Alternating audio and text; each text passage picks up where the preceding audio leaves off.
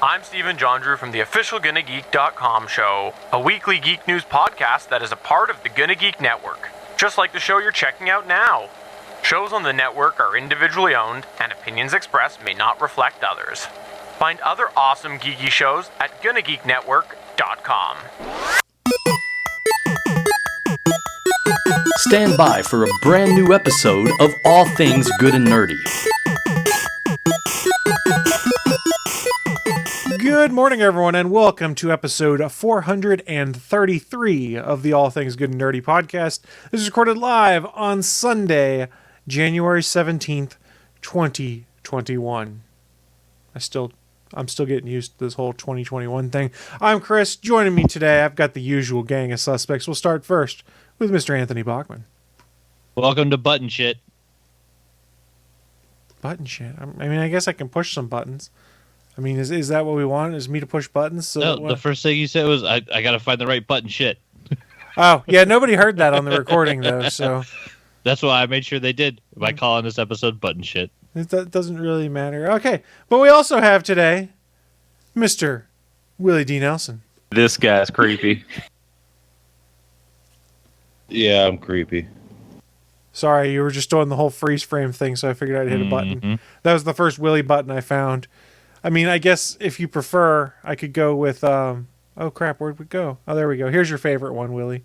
You shall not pass! No! That's the better version. Yeah. You shall not pass, Willie. Now suck my tank. Mm-hmm. I mean, it sort of makes sense. There was Lord of the Rings series news this week of some kind. I didn't pay a ton of attention because I don't really care about it, but something about when the series was supposed to be set. So Series? Yeah, there's a series coming to Amazon. There's no more books, are there? I think it's a What are they prequel. doing? Yeah, that's called The Hobbit. I think it's a prequel to that, too. It's a prequel to The Hobbit? Yeah. I think it takes Prequel to place the prequel. the last time Sauron rose or something like that. Well, I mean, technically The Hobbit isn't a prequel. It's part one of, however, of Not three movies really. that make Of up the a prequel 9 to three films about movies. walking. There's 9 of them? I mean, 'cause Have you technically The seen them Hobbit all? was Doesn't it the feel like first, it? Right? I only watched the Lord of the Rings trilogy. I didn't watch The Hobbit because... Is that other movie his, the Sumerian or whatever it's Silmarillion? Cimmerillion. Oh, excuse me for not knowing what it's called, because even you two don't even you ever disagree. Cimmerillion. I believe you, Pop. But Yes, I believe you. it's because I find Tolkien's books very boring. So I have only read 1.5 of them and watched But does 3 it also movies. take place on Middle Earth? Yes. All right, and is it before The Hobbit or after The Hobbit? I don't know. Pre-foot or post-foot? I don't know. Nobody I knows. don't. That would require me to have read more than the book and a half of Tolkien that I was able to stomach because I was so freaking bored. Yes, this is the Bored? ledge I'm going to go out on. People can feel free to revoke my nerd card. I cannot get into the Lord of the Rings books. They bore me. Terribly so. I'm a fucking idiot. Please send I'm your sure. hate mail to chris@gonnageek.com. And now we'll ask Willie why he's an idiot. I could have just moved this damn chair instead of trying to work out how to move this fucking whole Man. thing. I could have just moved the damn chair. I Yes, might for get up and do so. For those that missed it during the pre-show, Willie was trying to figure out how to set up his background Yeah, see all this appropriately. light? It's all this light. These fucking windows, sun. Well, you did clean off your stove a little bit, too.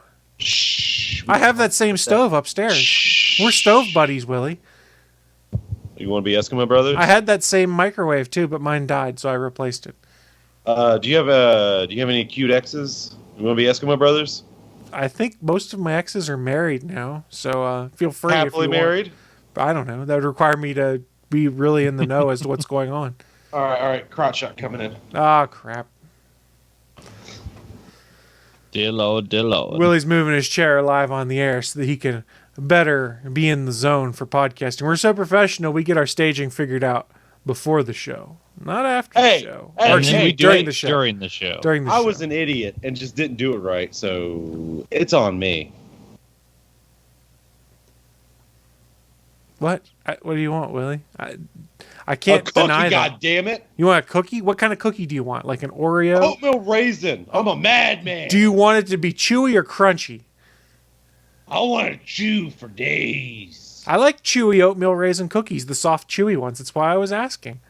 Yeah, but I mean, how often do people say, "Yeah, I would like an oatmeal raisin"? cookie when I have a choice of a multitude of all cookies? You know, I would actually default to oatmeal raisin if given the choice because I like the texture generally of oatmeal raisin, and if it's chewy, it's just fantastic. Soft, fuck chewy you, oatmeal Chris. raisin. Fuck you, Chris. I'm a Thin Mint bitch. There's nothing wrong with Thin Mints either. Do you put them in the freezer? Goddamn right. Do I look like a madman? Yes. There. What about Samoas? Are you a Samoa guy? I don't do coconut. Okay, what about tagalongs? Are you a tagalong guy? That's the peanut butter one. Peanut butter it's all right. I mean, I wouldn't say no to it if it's offered, but I mean, we talking lemonades? Lemonades. Lemonades. I don't like lemon cookies very much. I apologize. That's why we're talking about lemonades. I like lemonade. I also like raspberry lemonade. That's my preferred lemonade. Raspberry lemonade cookie. Ooh. Ooh, that'd be good. I mean, now, for those of you who don't know, I did muffins from scratch, and I did do a raspberry lemon muffin. It's pretty all right. Why don't you do muffins from scratch anymore? I've done it a bit in the past year. I don't know. Just lazy, I guess. You could start your That own way to small call me out, business, Chris? Willie's Muffins. Willie's Muffin Tops. Well, I mean, it's whatever you want to call it. We can build you a website. You can promote and sponsor the podcast when you sell your muffins. We'll give you a 30-second ad read each week if you want. For free? For free. Free. You hear that, Bachmann? I get it for free.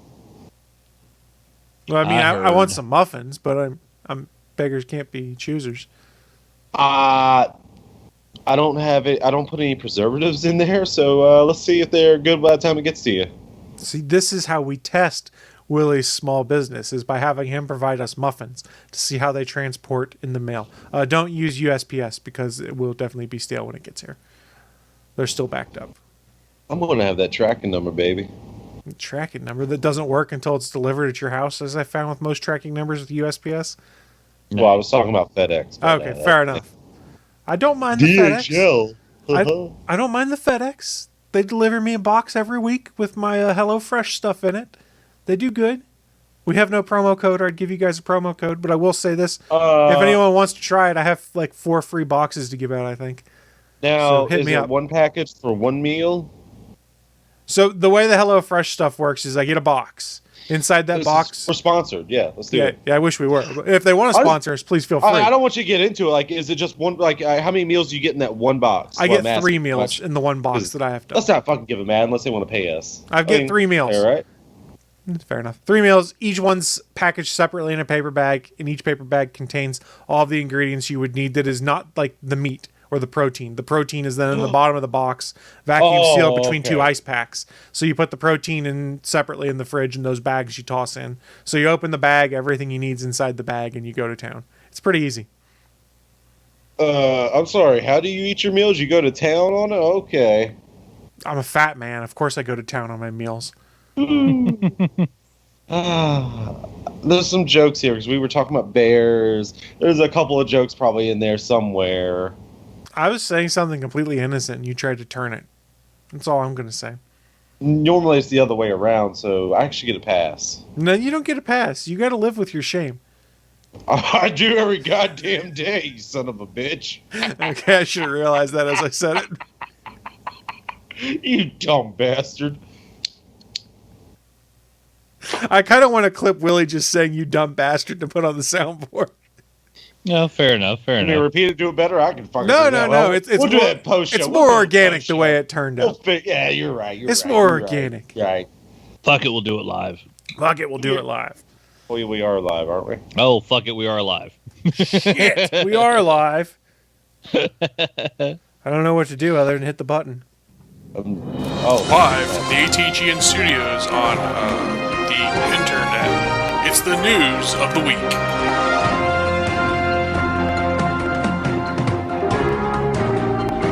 Welcome to the news of the week. It's that part of the show where we run down what's in our minds. Some of the most interesting geeky and or nerdy news to have popped up here in the last week, and share it with you guys who are watching live or listening to the audio podcast at a later date. Willie was pretty excited this morning was something he found. So I'm going to give him the lead-off spot here because his excitement, as I slurred it the first time, was pretty fun. And in the pre-show, before we actually hit the live button, we were having some fun little chats about it. So, Willie, why don't you tell the people what you got for him this week? So this might not be new news, but that's not what Chris reads off. He says it interests us. And I just found out about it yesterday. So I am super excited about a Nick Cage movie. It comes out next month on demand. It's called Willy's Wonderland, which is, I guess, to describe the plot, Nick Cage, Five Nights at Freddy's, done. Looks amazing. The It movie looks like made B-movie for fun. Naki. Say what now, Chris? Looks like B-movie kind of fun, if that makes sense. I don't mean that disparagingly, but there's some of those movies you look at, you're like, oh, it's going to have like that B-movie feel to it or something like that. Because it sounds disparaging, and it's not my intent, but it's like the feel of some of those kind of horror movies or pop-out movies and things like that, where you see that kind of stuff. That's maybe more like Grindhouse kind of thing is what I'm thinking. I would say more, not schlock. 'Cause I don't even know what that really means. Hokey? Technically. Is that what you're going for? I'm a little pokey, that's all I know. Okay. Congratulations. Hello, ladies. You can contact him at South Porky on Twitter if you want to find out more. Willie, That's for my headshot, sorry. Willie, we're going to get you a date on the show. This That's lighting, our goal for I like 2021. this lighting, I'm not going to lie. We're going to get some listener to go out on a date with Willie Nelson in 2021. That's our goal. Willie don't date. Now, that's going to happen, Willie. But, I'll go on a date. It's I'll going to do be dinner and a movie with Willie D. that. You're assuming theater's going to be fucking open near me? Okay, that's fair. I mean, I guess we can come back to my place for the movie, I guess. I mean, I'm not like that. I'm not going to force anything like that. I'm not a weirdo. I'm not weird. I don't force stuff. That's got to happen naturally. With a face like this, of course it's going to happen. So why don't you tell us more about Willie's Wonderland? Oh, well, you see, the bedroom is what I call the Wonderland. God damn it. I should have known better. I should have known better as soon as I said it. Although, I will say this. It's not Willie as in me. It's Willie with a Y for some reason, which I'll have because it kind of flows with that. So what is Wonderland? What is the traditional spelling of Willie, I wonder? Is it with a Y or an IE? All right, so I think if you use, classically names that end in an IE, like a Billy or something like that. If it ends in an IE, it's more masculine. If it ends in a Y, it's feminine. Or am I getting that backwards? I don't know. I think that's what mostly is, but I don't think it has anything to do with what we're talking about right now. Yeah, No. I think you have it backwards. I think the IE used to be the feminized version most of the time. So, like, if it was Billy, it'd be Billie. If it was a feminine Billy. Well, I just use IE because Willie Nelson. Yeah, that's right. Mm-hmm. I don't know. It was a weird tangent to go off on. I apologize. But let's talk more about the movie Willy's Wonderland as opposed So the bedroom has a lot of Bachmann, if you will. It has a Koopy Pokemon? What? Oh, I love to make Chris make that face. Love it. Face Palm City, here we come. All right, so the movie. So pretty much from what I gather from the trailer, it pretty much is Nick Cage's car gets a flat tire. Looks like on purpose by somebody. Mm-hmm. And then the owner of this Willy's Wonderland says, "You know what? If you stay and you protect my business for one night, you know what? I'll have your car fixed the next day," or something like that, right? He tells him to clean clean the business. Clean. Oh, to clean the business. Yep. Sorry. I was just so excited. I was just yiddying the whole time. Because it looked amazing from the very first start of it.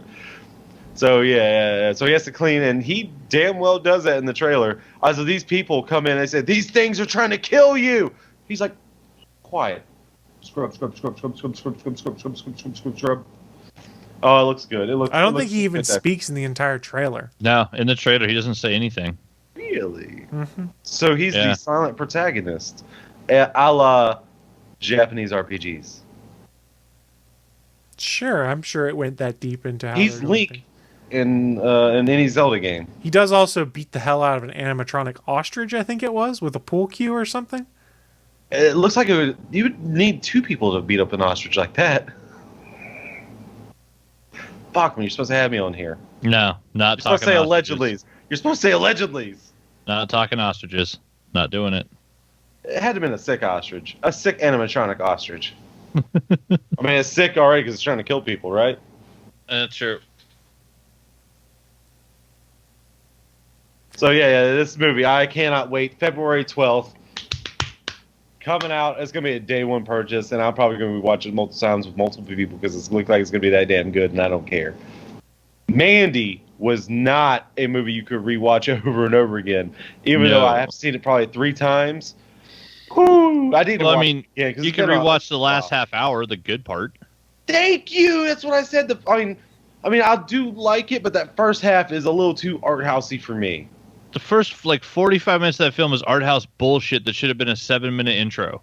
That should have been a short film. What Mandy actually is a short film that they art house the fuck out of the introduction of the characters to make it feature length. I mean, the best scene in that movie is when near the end when he's driving and he just smiles with all that blood all over his face, looks over to his passenger side, and just smiles with all that blood all over him. That was the best scene. I don't know. I like the chainsaw fight. The best scene. Oh, the bathroom scene in with Nick Cage and his tidy whiteys. His loose tidy whiteys. I've never seen this movie. Oh, you need to see it. It's an experience. It's worth watching once. Yeah, it's an experience. I'll never watch the intro of it again. I'll fast forward to the good part. Is this on par with being like, oh my god, you have to see The Room at least once to experience the... I've Is it never on seen that The kind of Room, level? actually. I've watched enough clips of it. The Room, that's the one by the crazy dude, right? Yes, Yeah, and The Disaster Artist is the movie that's about how I've they seen made it. that. That's based on it. Yeah. I haven't seen either of I really those. didn't see it. Man, I The haven't Room, seen either of those, so I can't compare. The I Room can't is say bad. if it's one of those things like you should Tearing watch. me apart, Lisa. Yeah. Well, That that was- one. I Like, just Oh, gave hi, it so much Mark. energy. Oh, Yeah. hi, Mark. You're supposed to gotta watch do the that accent. because it's awful. I would say That Mandy, American you're not watching accent. it. You wouldn't watch Mandy because it's awful, but you're probably only going to watch it once. I mean, I've seen it multiple times, but yeah, I do agree. That first half is very art housey, but then that bathroom scene happens. That's the divide right there. I've probably heard of the movie, but I'm just not remembering the fact I've heard of it, if that makes sense. I don't think it was really like widespread like that. I don't even know how I heard of it, but I bought it. I have it over there on Blu-ray.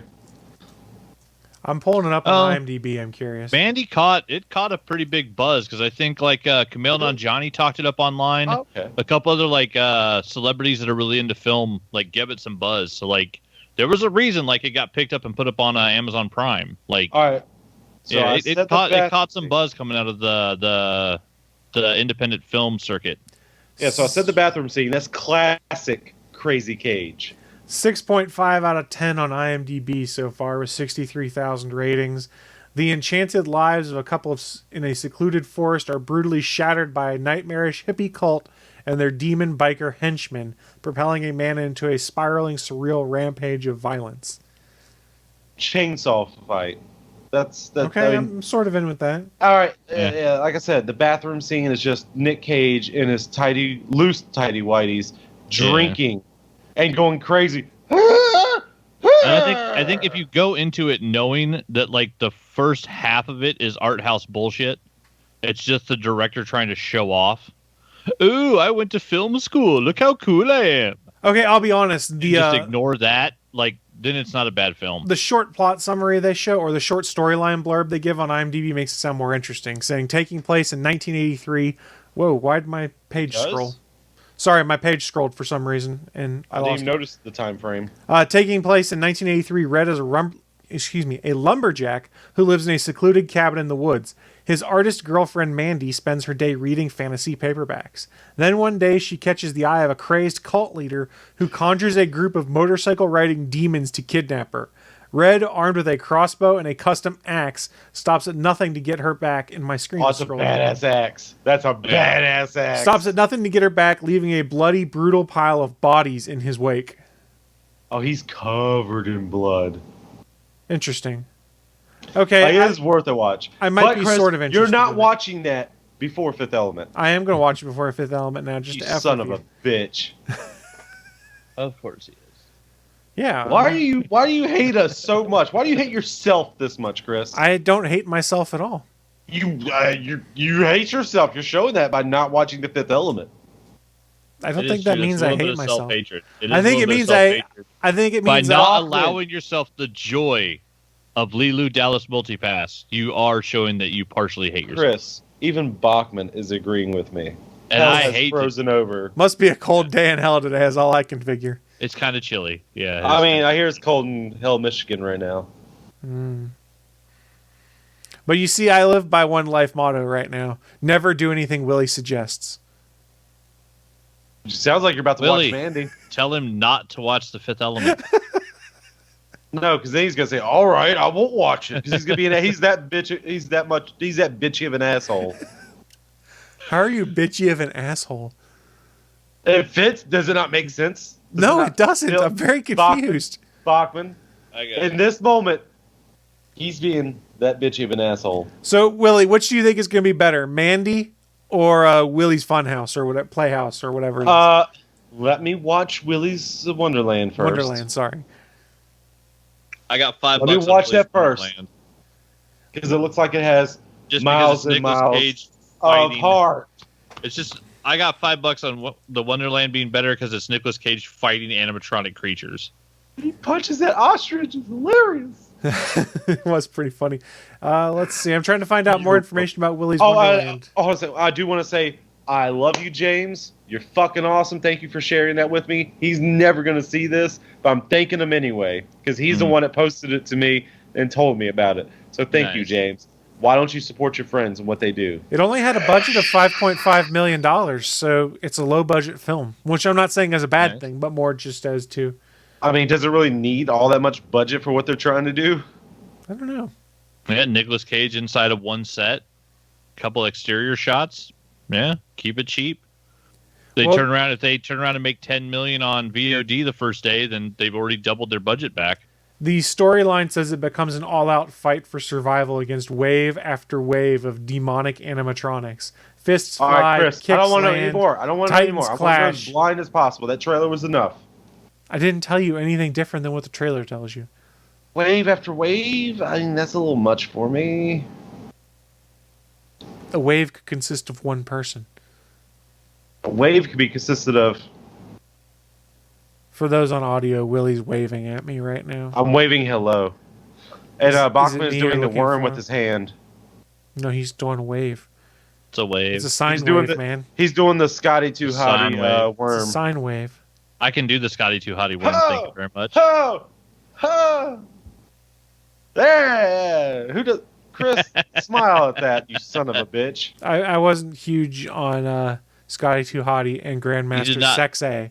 You did not have much love for the Scotty 2 Hottie. I wasn't a huge Scotty Too I'm Hottie. sorry. fan.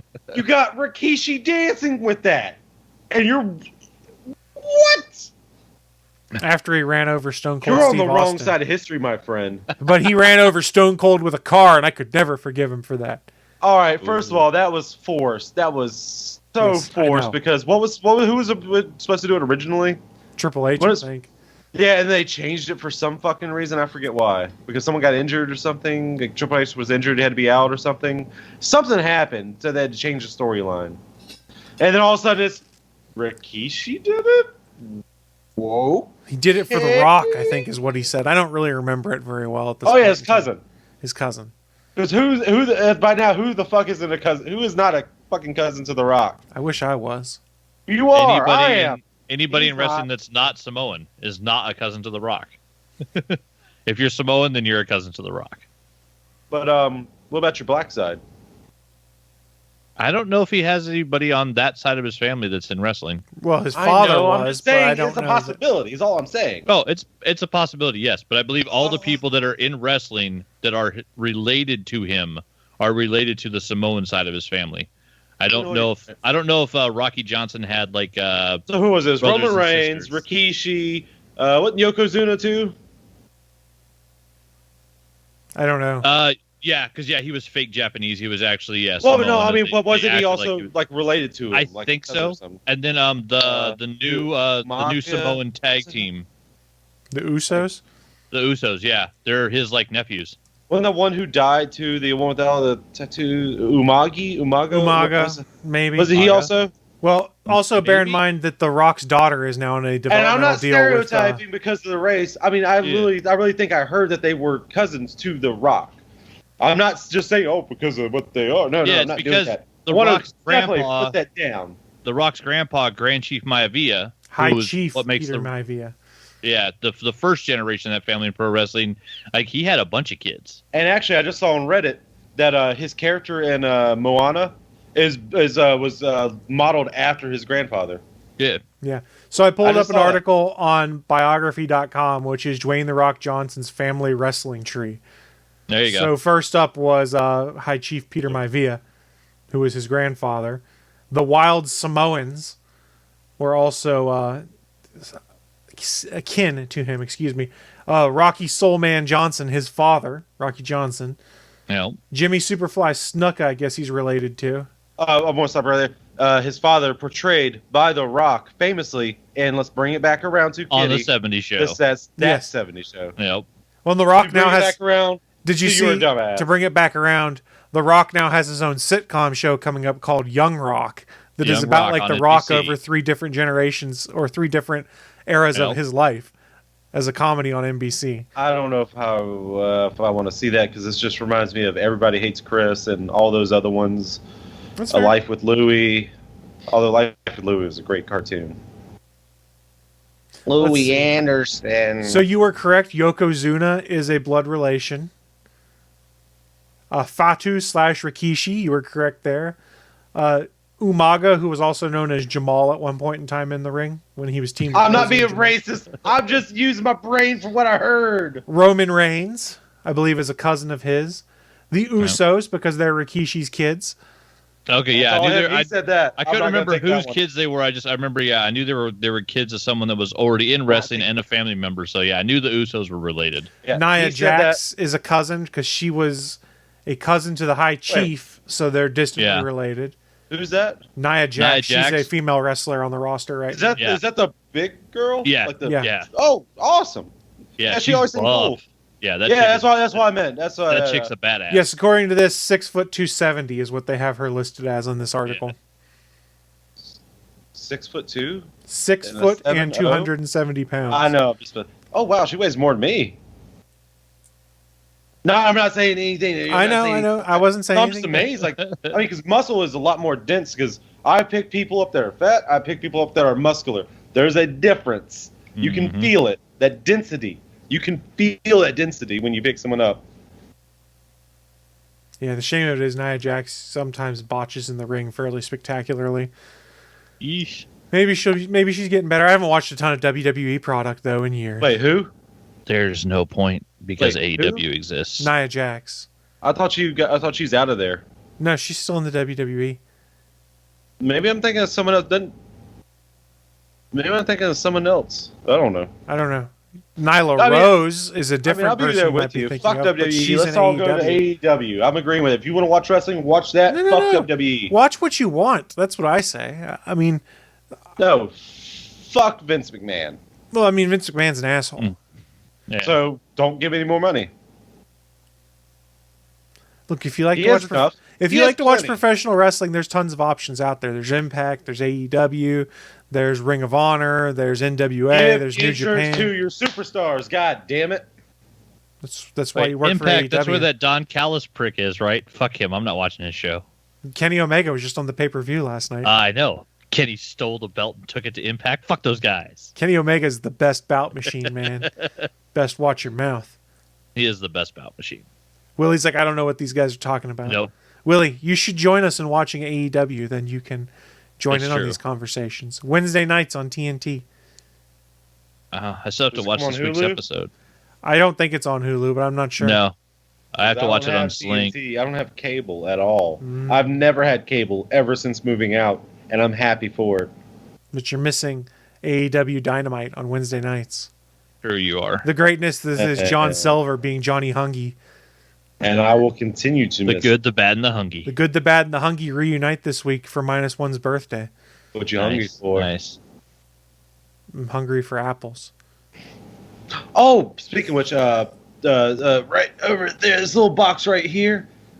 Right, gotta angle this right. Goddamn, right there. Nope, too far. Right there, yeah, that box right there. Pop-Tarts, crisp apple, fucking delicious. Crisp apple Pop-Tarts. Oh, so good. Was not worth it. That was way too much lead up for not worth it. First of all, that was Chris that forced that. I'm one because I can't control when I go full screen. You could have just stopped.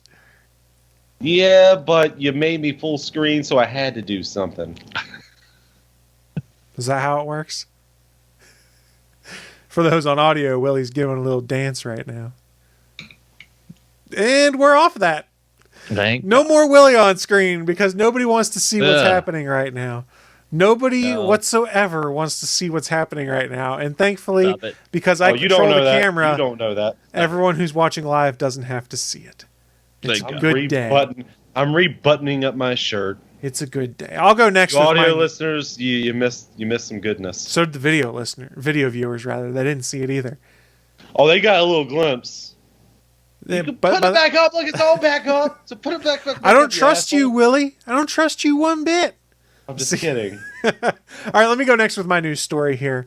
And we're going to talk about Cyberpunk 2077 some more. And this is not me trying to come out and dunk on Cyberpunk 2077, be like it's a terrible game. There's enough people online that are already doing things like that.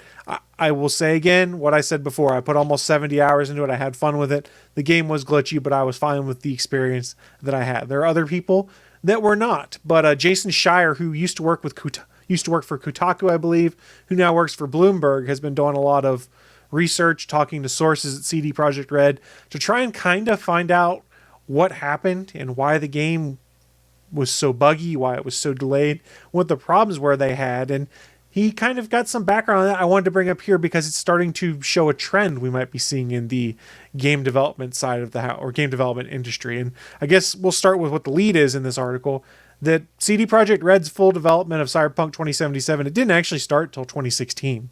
This game they started hyping and talking about in 2012, they didn't actually start doing production on until 2016. So everything you saw prior to 2016 was all cinematics, things like that. It wasn't any in-game footage. It was all, here's what we think we're going to do, which is not necessarily uncommon, but at the same time wasn't necessarily billed as being done that way. Willie, you're giving me a strange look.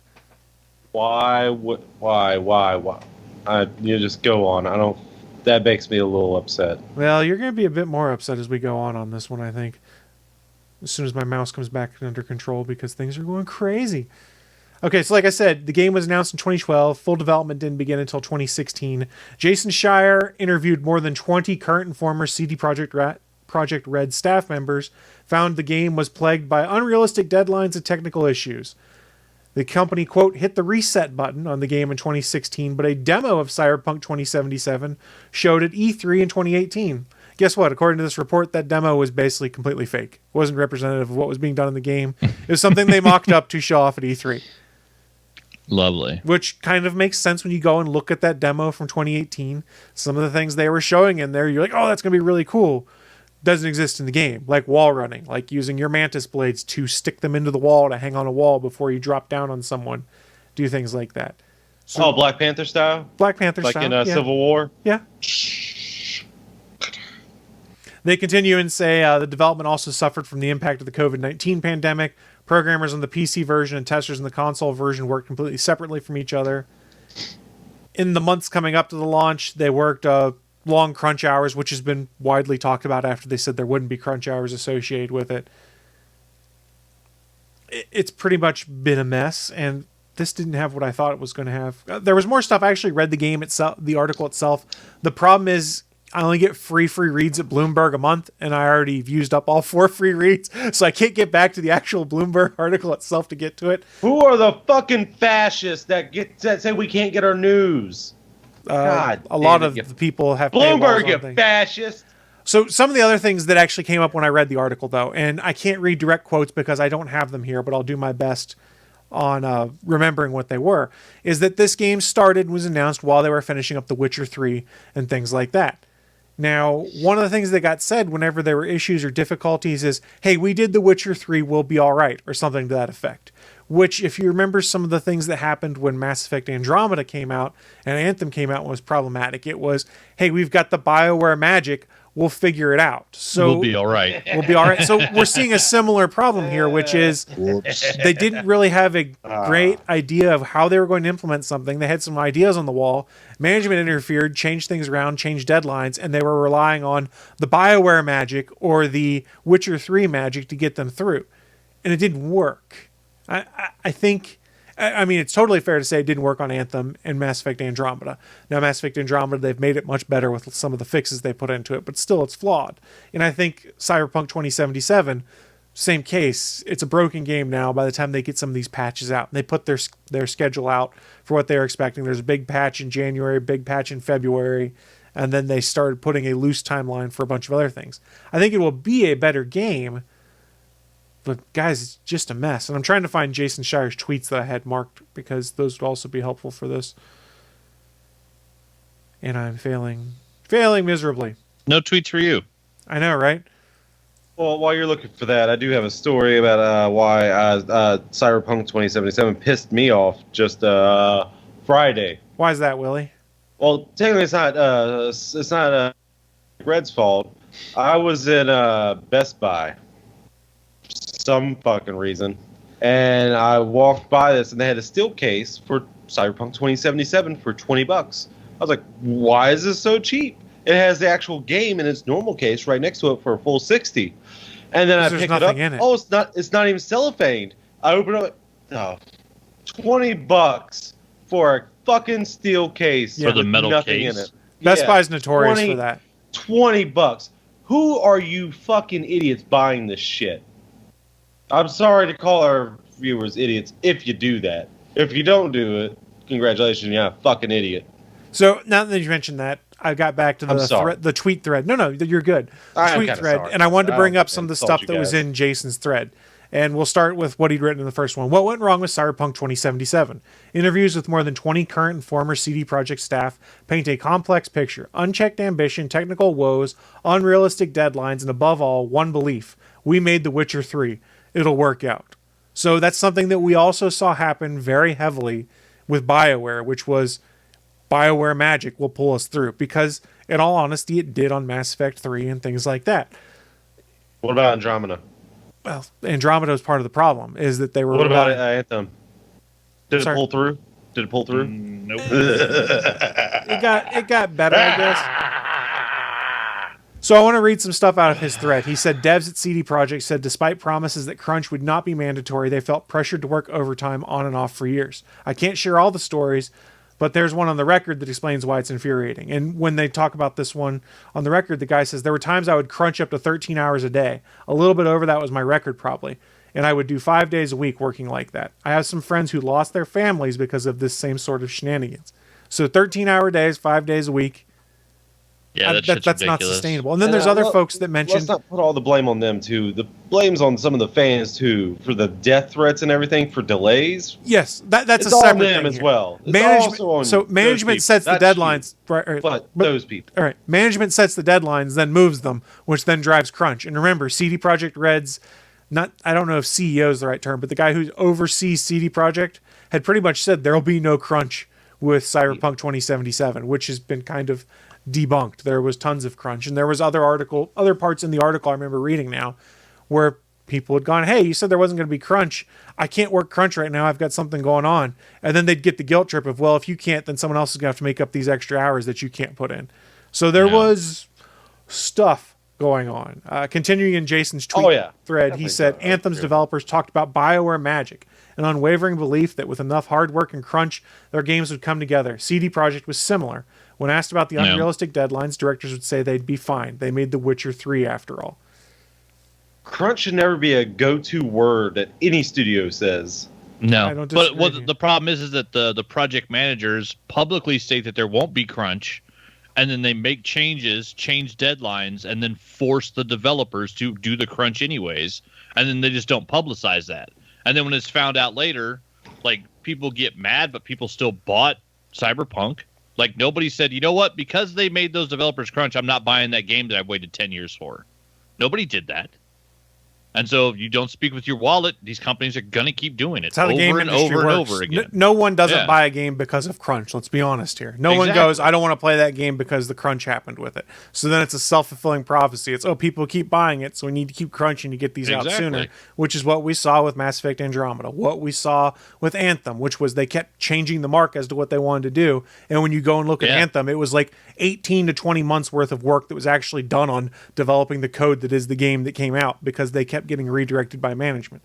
We're seeing something similar. 2 years prior to release, they removed flying from the fucking game. We see they literally had no clue what they were doing with Anthem. We see something similar with Cyberpunk here, which was 4 years they had to start working on it. Then in 2016, they actually started it with all of these great aspirations and goals as to what they wanted to do, how they were going to redefine things. They're basically going to make an open world RPG with GTA pieces and elements in it. Like this article, when you read it, you find out that they tacked on the police capability and stuff like at the very end of the build, which goes to explain why police threats and stuff like that in that game are so terrible. You run over a pedestrian and then a cop just spawns out of nowhere right behind you, and you're like, "What the hell just happened?"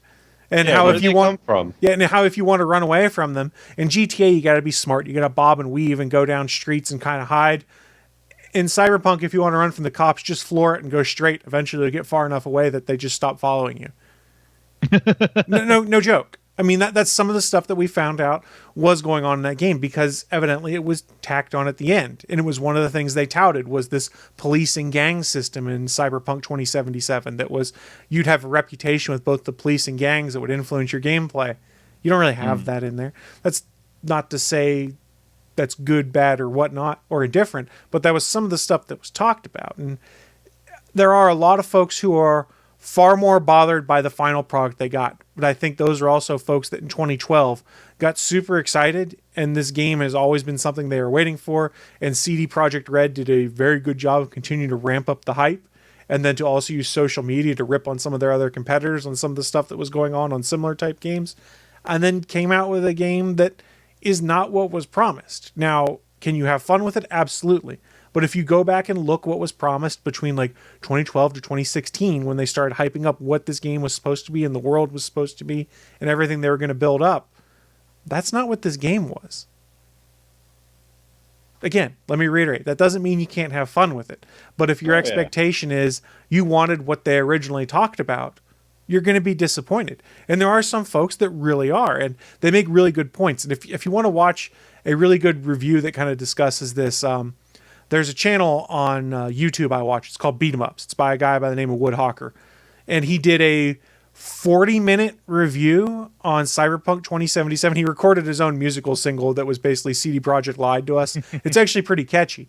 But he's someone who was in that position, who was really hyped for this game since it was first announced, was really excited for it, had bought into all of the hype, and was talking about it on his channel previously. And then the game came out. Like I was for Anthem? Yeah, fair. And then the game came out, and he started playing. He goes, they lied to us. There's so much stuff this was supposed to be.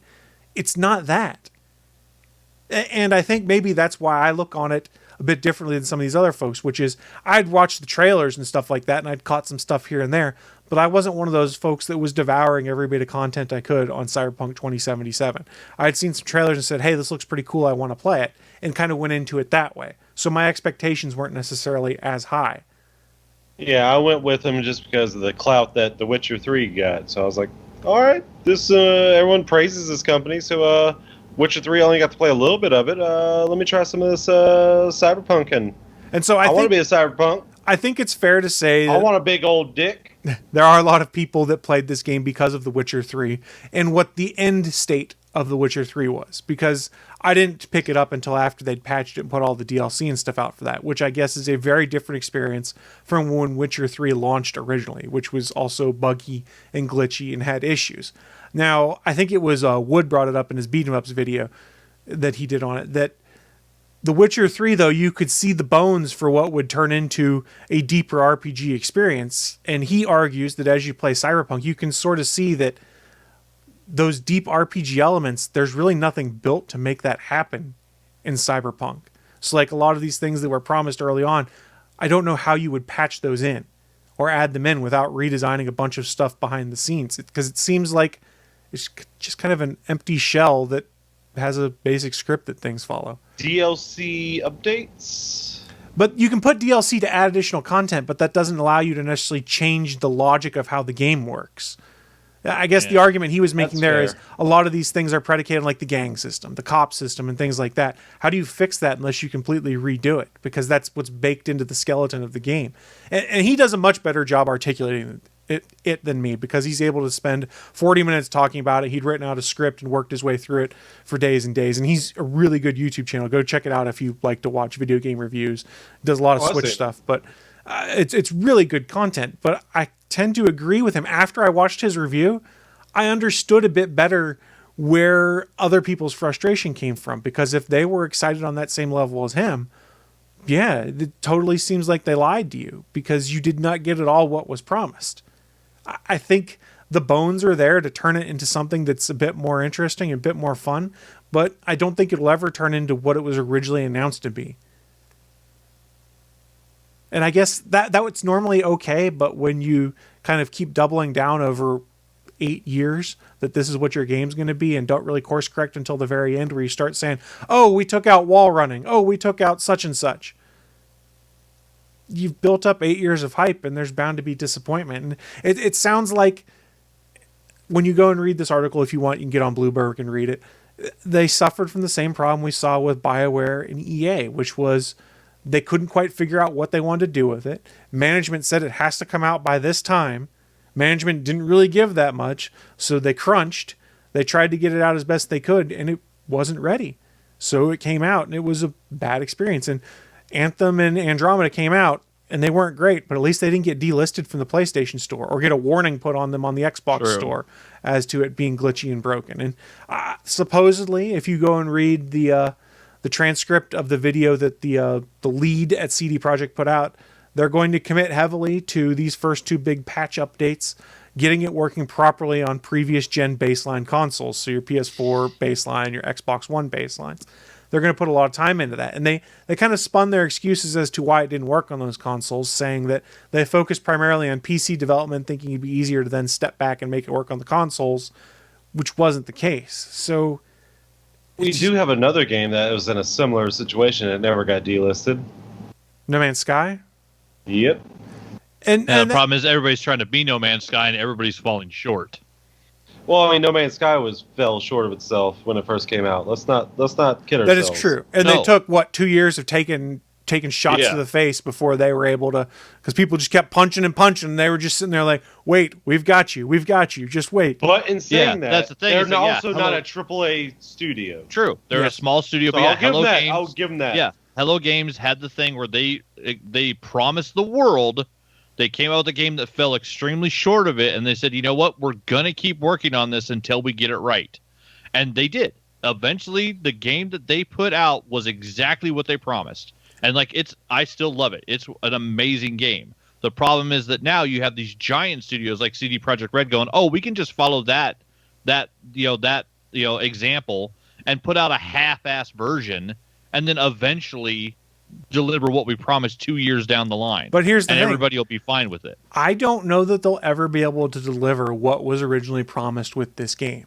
That's true. You know, like I mentioned, that's almost okay if you're more transparent and open about that over the time, to be like, hey, content gets cut from games. That's how that works. But the way their approach was to marketing this game, it was seemingly to keep doubling down on, hey, this is going to be genre-defining, world-breaking, all sorts of new crazy stuff we're going to do. And then it was near the end, as we get close to launch, when you start finding out things like that aren't going to happen. Like, Rockstar has made their money basically on making these open worlds that have complex interactions with police systems, traffic systems, pedestrian systems, things like that. And they're a huge company. And let's not forget, that was an accident. Yes. But the police chasing you and all that was an accident. in the original Grand Theft Auto. Right. But that's one thing to keep in mind, though, is they had a huge team that did this. They've been refining this forever and ever. This is CD Projekt's first attempt at making something that's similar in the vein to the world that Rockstar has built, and you could arguably say perfected when it comes to these kind of open world games like that, because nothing else is quite the same. Like, I played Crackdown. They tried to do something similar. It was nowhere near as close to what you see in a GTA Weren't you the game. cops in that game? Yes, but you also had similar systems and stuff where people would chase you, only as the gangs. And Yeah, things because you were that. like a super powered Yeah. SWAT team. Yeah. And yeah, you were Terry Crews in one of them, right? Yeah, the closest I've Yeah. come to something that emulates what you see in a Rockstar GTA game was what we got in the Saints Row games, in like Saints Row 3. Saints Row 4 didn't really do it because you got superpowers, but Saints Row 3 felt very GTA-y, which was good. I just Well, all the Saints Row just copied Grand Theft Auto. yeah, but they're fun because they take it Oh, not yeah. seriously at all. Like Well, Saints not Row the 3 is original, great. at least. Yeah, Saints Yeah, Row but 3 Saints I Row guess, 3 really turned that wackiness up, and I loved it. yeah. Let's be fair. GTA was a bird's eye view crap game, and then they copied the driver game engine and became GTA. Mm.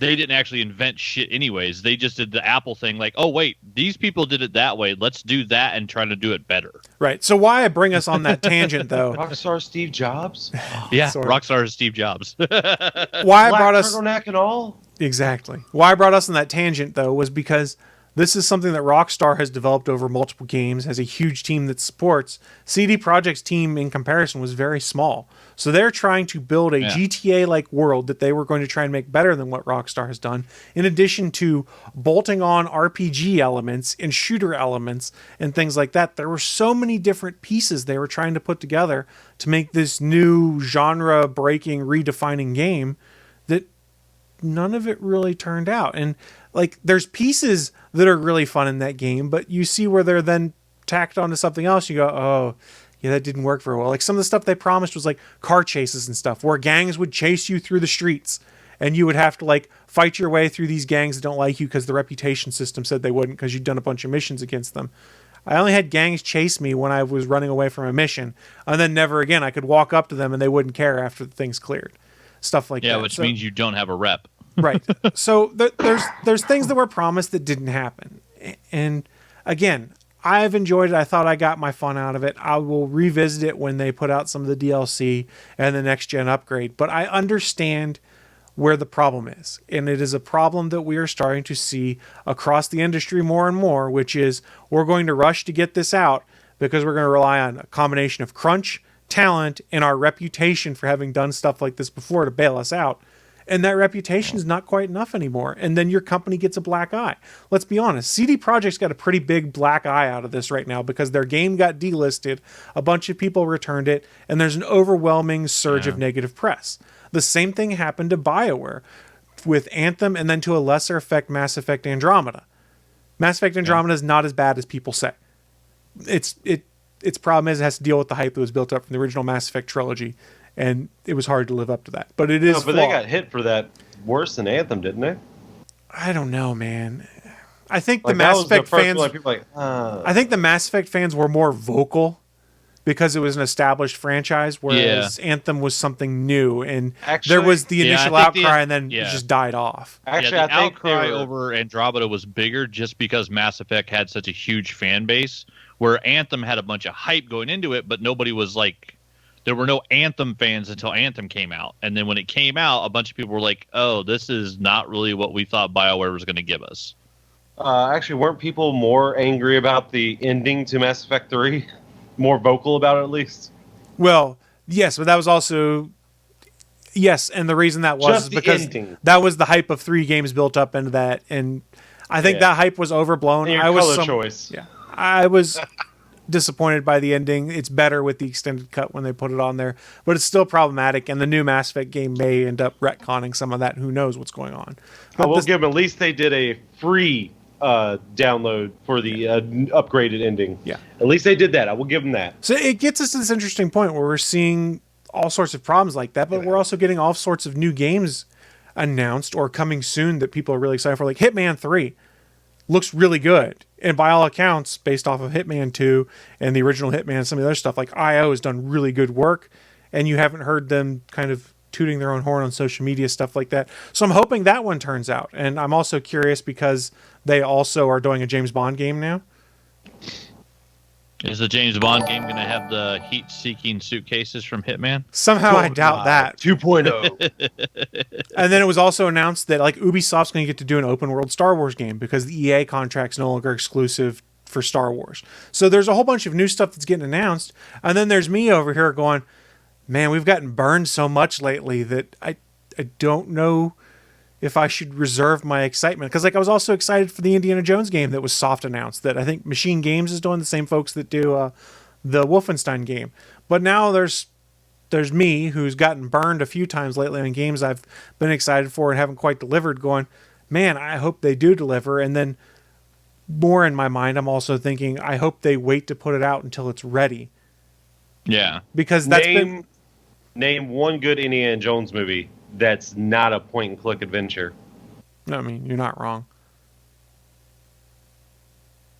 You're not wrong. In the chat room, Ken Gabe had said they should only release a game when it is done. They'll fuck themselves in the end otherwise. He's right. I mean, that's basically what we're saying. I don't understand why games need to have a release date the way movies do, and then they have to build towards it. Like, just make the fucking game and then decide when you're going to release it. Well, you need the hype machine basically to get people to buy it is part of what's going on. We've kind of got, things have changed. Let's go back to when we were playing like our NES and SNES stuff. How'd you hear about games? You read it in Nintendo Power or EGM or some other publication where they could put something out when it was a little closer to being ready, and then you'd have things ready. Now we've got E3 and multiple trailers and this gaming event and that gaming event where we have to announce something. What? Chris, you know what kids did? They went to the store, they looked at the covers, Well, and that's like, also I true, want too. that one because it looks cool. Oh, it's a shit game. Fuck. Which is then what taught me to use Nintendo Power to know what Nintendo games I should get. Let's be okay. So you're correct there. But the whole model has changed as to how this kind of stuff is handled. Is that now these are these big multimedia events and you have to hype it forever and ever. And if you are a manager at, say, EA or CD Projekt, and it is, oh, we need another 9 months to do this game, you look at your marketing budget and things like that and go, well, end of year's coming up and we need to show some kind of return on this or we're screwed later down the pipe. We'll put it out and fix it later or stuff like that. The industry has changed and Not for the better. you hope that people start to change things. And there was a lot of hope on CD Projekt's behalf when they were saying, oh, we're not going to do crunch and things like that this might be something that was different, but it wasn't. Yeah, they lied. Ken Gabe in the chat points out games used to have just been finished before coming out. Now it's just fixed a year after release, which we've seen with a lot of stuff. I talked about on this show, Watchdogs Legion. I stopped playing it because there was a glitch in it that was so bad you would lose hours of progress in a save game. So I didn't play it for 2 months until they patched it and fixed it. Well, let's just remember that. Let me see how to put his name. Miyamoto. Here you go, Miyamoto. Yeah, good luck with that. Miyamoto. Yeah, the fucking creator of Mario. Miyamoto. Yeah, Miyamoto senpai. Yeah. Let's just not Shigeru forget, Miyamoto, but, I believe, or something like his that. famous line is kind of irrelevant nowadays. Was it a delayed? Was it as a bad game that's delayed is bad for? You know what I'm talking about, right, Chris? Yeah, I know the quote. I can't remember it off the top of my head, but me. the effect of the thought of it is a bad game that Pretty much if a bad game gets released, it's always bad. A bad game that gets delayed can be a good game. Yes, pretty and much is what it boils down to. To be fair, when it comes to Nintendo, you're welcome. We've seen them not pull the trigger on release for things because it's not ready. Yeah. Remember, Metroid Prime, 4 was announced, and they showed teasers for it 5 years ago at this point. They showed a title. Yeah. That's all they did. A graphic of a title. But if you start going in and reading, they started getting early reviews and early looks at it. It went, this isn't right. What? Yeah. So they haven't done anything on it. Yeah, Nintendo. Nintendo They need to get operates a shit differently than a together. lot of other stuff. It's interesting there. Make a better Mario Party game, you fucks. Yeah, Mario Party wasn't great.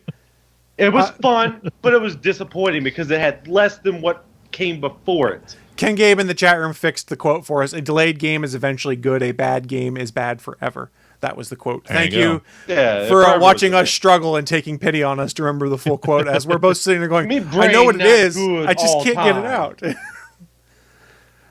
So I wanted to share this story because I thought it was interesting. It wasn't me trying to dunk on CD Projekt or to dunk on Cyberpunk. It was more to bring up. It was. Well, no, it wasn't, because like I said, and I've gone on record on this show before, I enjoyed the game.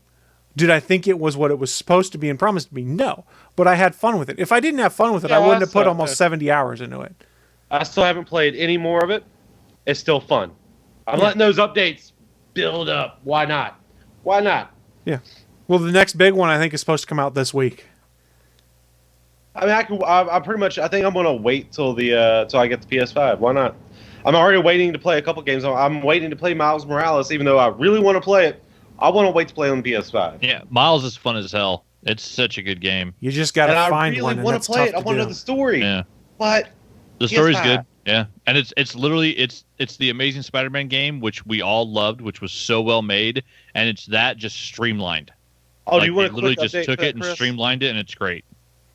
Sorry, what? PS5 search. Do you want a quick? That's what I was going to ask. Is how your PS5 search was going? So I went to GameStop because I was looking for something else, and they didn't have that game either. So I was looking to so how often do you get shipments in? What am I looking at here?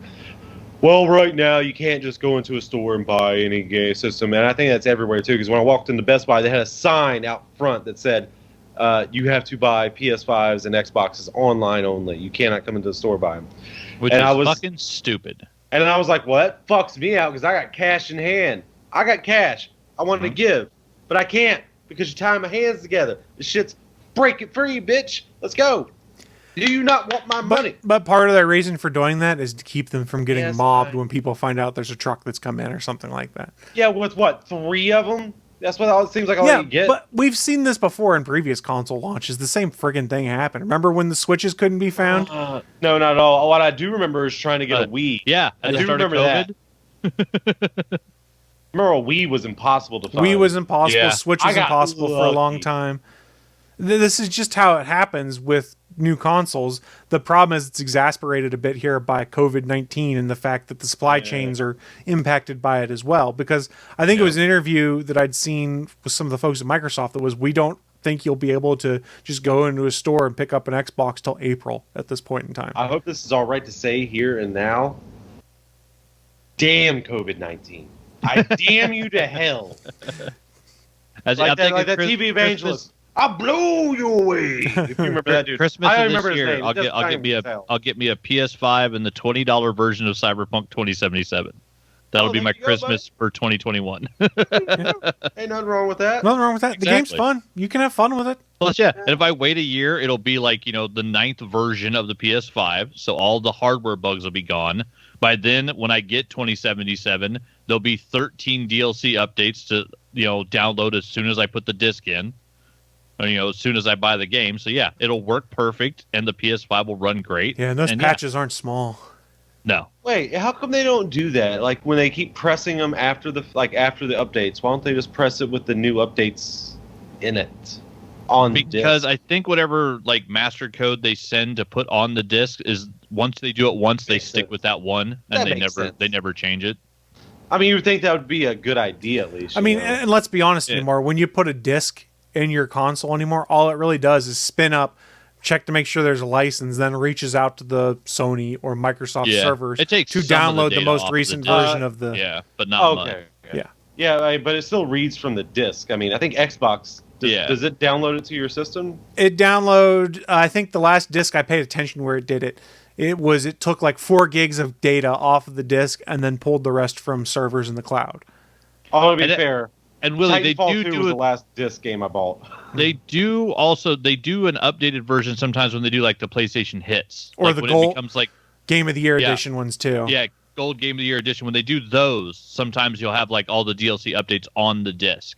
So yeah, it does. Sometimes they will update it, but only when it's like it's a new pressing where it's specifically like a new cover. So it's not the same version that they originally sent to the printer. That's a cost-saving measure. Colored me. Yeah. Impressed. Oh, dear Lord. It's all about saving some money for them in that case, because they look at it this way. Why would I want to pay, let's say, even if $30,000 to update the code so that we can put that right copy on the disc when we'll just give them that and they'll download the updated version from Microsoft or Sony's servers, and it'll take them 30 minutes to do it, and then they're done. They don't care. Or longer if you have hillbilly dial-up. I don't give a shit. I don't Chris, Willie, you know, I can pick you up and I can throw you. But you don't know where I am. Possible. You know that's possible because I've done it. But Willie, I okay. picked you up. So joking aside, I bring that point Your up feet though off the because ground. right. I bring this point up though because you are someone where it would be more beneficial if they were to actually put more updated versions of the code on these discs. If you bought disc-based games, you don't. Yeah. Because I mean, your it's all internet is not as fast as you would like when you get home. So when it comes to downloading updates on the Mostly PlayStation upload 4, speed. well, PS4's Wi-Fi card sucks in it anyways. Let alone Oh yeah, the I'll fact give you that. PS3 was too. Yeah. It's not good. It's not the best. Let alone the fact that it seems like you're throttled going out to the PSN servers when you're trying to download stuff as it is. Because I've wired into my mesh How do you know network. what I throttle? Oh, okay, never mind. I've wired into been my in my mesh Wonderland? network where when I lost my train of thought now. Something about your mesh network. So I've wired into my mesh network and I've done a speed test of my laptop plugged in, gotten 500 megabit per second down, then plugged my PlayStation into it to download an update, and I'm getting a 20 megabit per second download. I'm like, are you shitting me? Yeah. If I'm lucky, generally it's more like 10. Well, I mean, I'm wired all the damn time. I don't do fucking wireless with gaming. Yeah. I wired my PS4 Pro in, but it's even still though a hog. I It guess takes I up do it all my with bandwidth. Switch. You can do a wired version of Switch, but only in docked mode. And you have to buy a Pretty USB to Ethernet Oh adapter. yeah, you're right. Yeah, just like you had to do with the Wii. Well, remember, they also had a problem where they were bricking some switches if they had a USB to Ethernet adapter plugged into them at one point in time because of a software update at one point. Yeah. It's Yikes. bad news, man. Nintendo, get off your own dick. God damn. But I've rambled. Done. It's finished. I've rambled enough about These are Cyberpunk, great. the game industry as a whole. Let's move on to a different topic. Mr. Anthony Bachmann, what do you got for us? We had a cool little tweet the other day came out on January 14th from the official Scream account. There was a tweet saying, "In 1 year, I'll know where to find you." And it was a picture of Ghostface because Ghostface is coming out January 14th, 2022 for Scream 5. So we are getting a 5th installment to the Scream franchise, which the one sad part is this will be the first Scream film without Wes Craven. So that part does suck.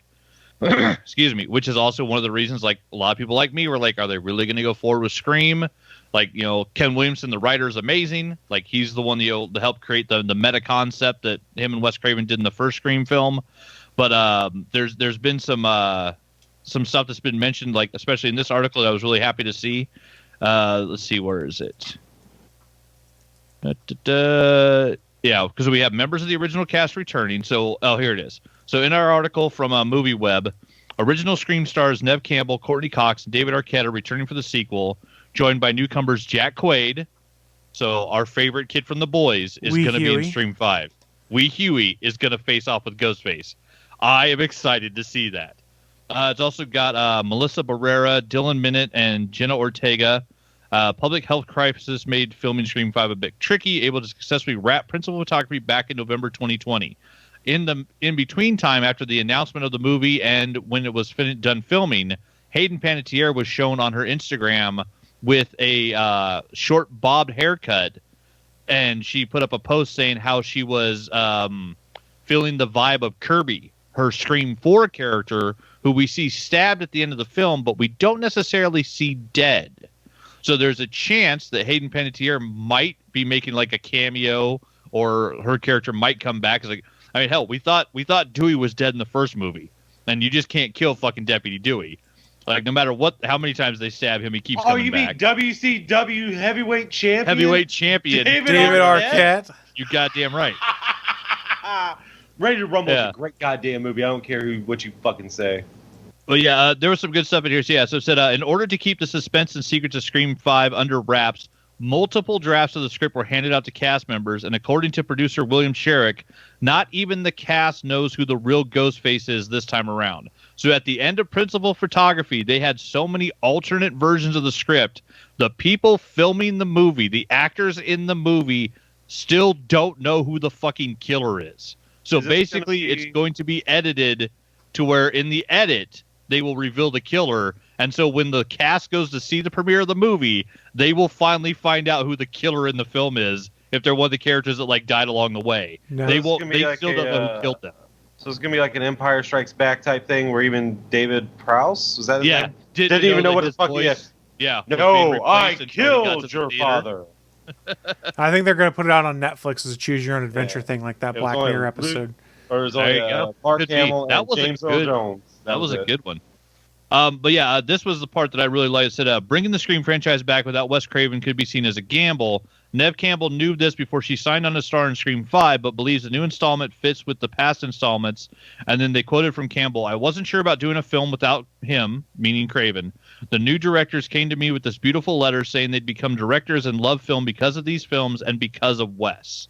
And so, like, it's literally guys that were fans of Wes Craven that apparently, like, grew up on his horror films, and, like, Wes Craven is, like, one of the reasons they wanted to make horror movies. So, I mean, you got to figure if they brought that to Neve Campbell and said, hey, we love these types of films. These are the types of movies we want to make, and it's because of Wes Craven.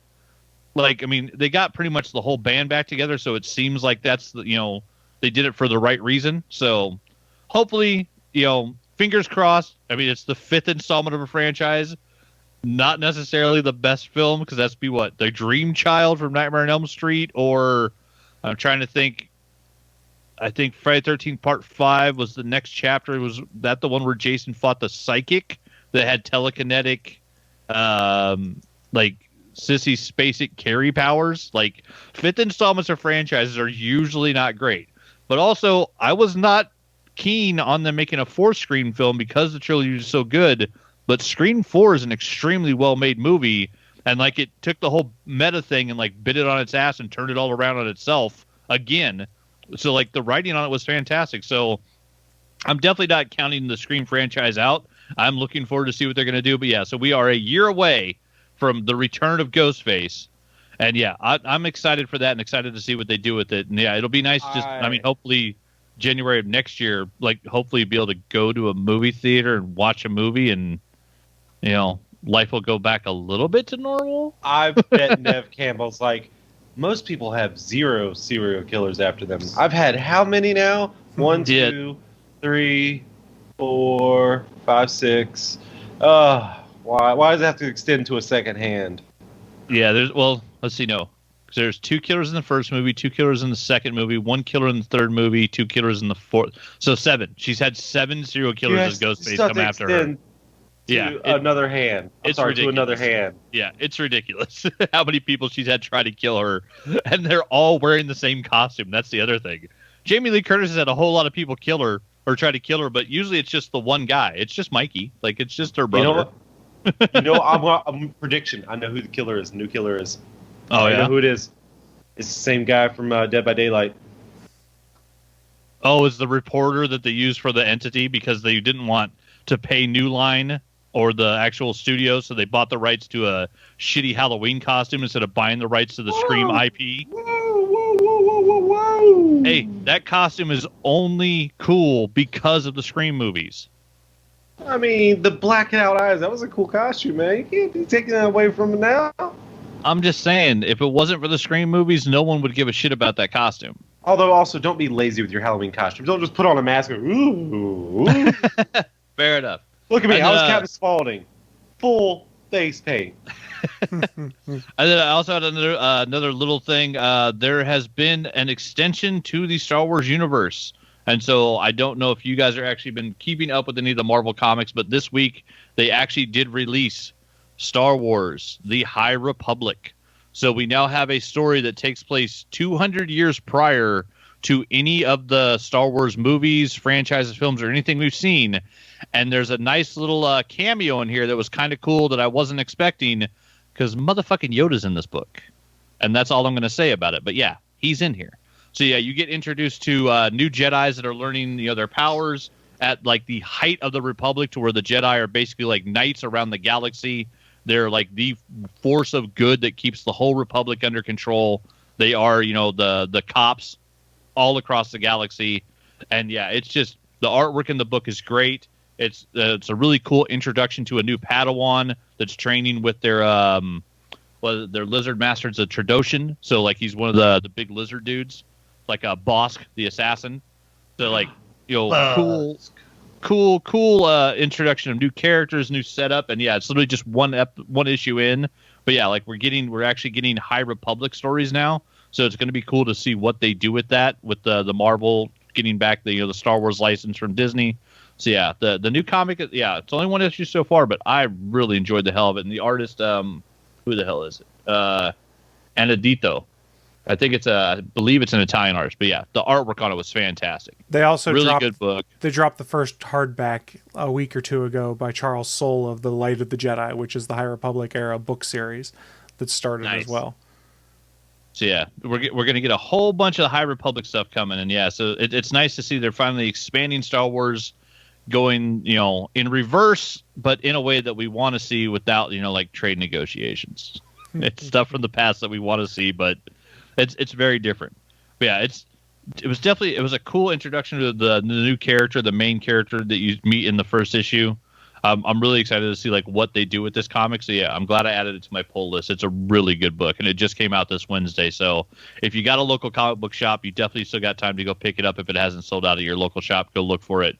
But yeah, the Star Wars: The High Republic. It is good. It is good. You guys want some breaking news before we wrap up the news? Ooh, I'll take some breaking news. So Zack Snyder has seemingly confirmed on Vero that his Justice League will not be a 4-part series and will instead be released as a single 4-hour film, making it the longest modern comic book film, topping Snyder's own Watchmen at 3 hours and 35 minutes. 4 fucking hours? 4 Make it 5. hours. Make it 5. Everything I hear 5 hours. Everything I hear about this quick reshoot to finish his version of the film makes me want to see it less. It makes me want to see it more. You know what I want? You know what I want from fucking DC? I want someone over there that understands Superman to make a fucking Superman film. That's what I want from DC. Man of Steel was a good movie. It was a great movie. Yeah, wasn't a Superman film. And not better great than Wonder film. Woman. Better than Wonder Woman 84. Good, not great. And no, Wonder Woman, the first Wonder Woman is a way better film than Man of Steel. Nope, gotta disagree with you there. No, well, that's all right, because you're wrong and don't understand comics. Hey, at least it's better than Wonder Woman 84. No, I'll give you that. Man of Steel is better than Wonder Woman 84. As long as we're agreeing to that, I'm all good with this. No, we don't need to argue anymore. We're good. Did you see the, I can't remember where I saw it, but it's attributed to Kevin Feige doing this with anyone that comes into the MCU. He makes them all watch Superman, the original movie, because that's the best superhero movie ever, effectively. I saw that on Twitter, and my response to that was, why the fuck are the WB executives not doing the same thing? If you want to be a director on a DC project, you should be sitting down and watching Richard Donner's fucking Superman. No. They do watch Superman. They just watch The Quest for Peace. Look, even that's better than some of the shit they've been putting out. Let me take my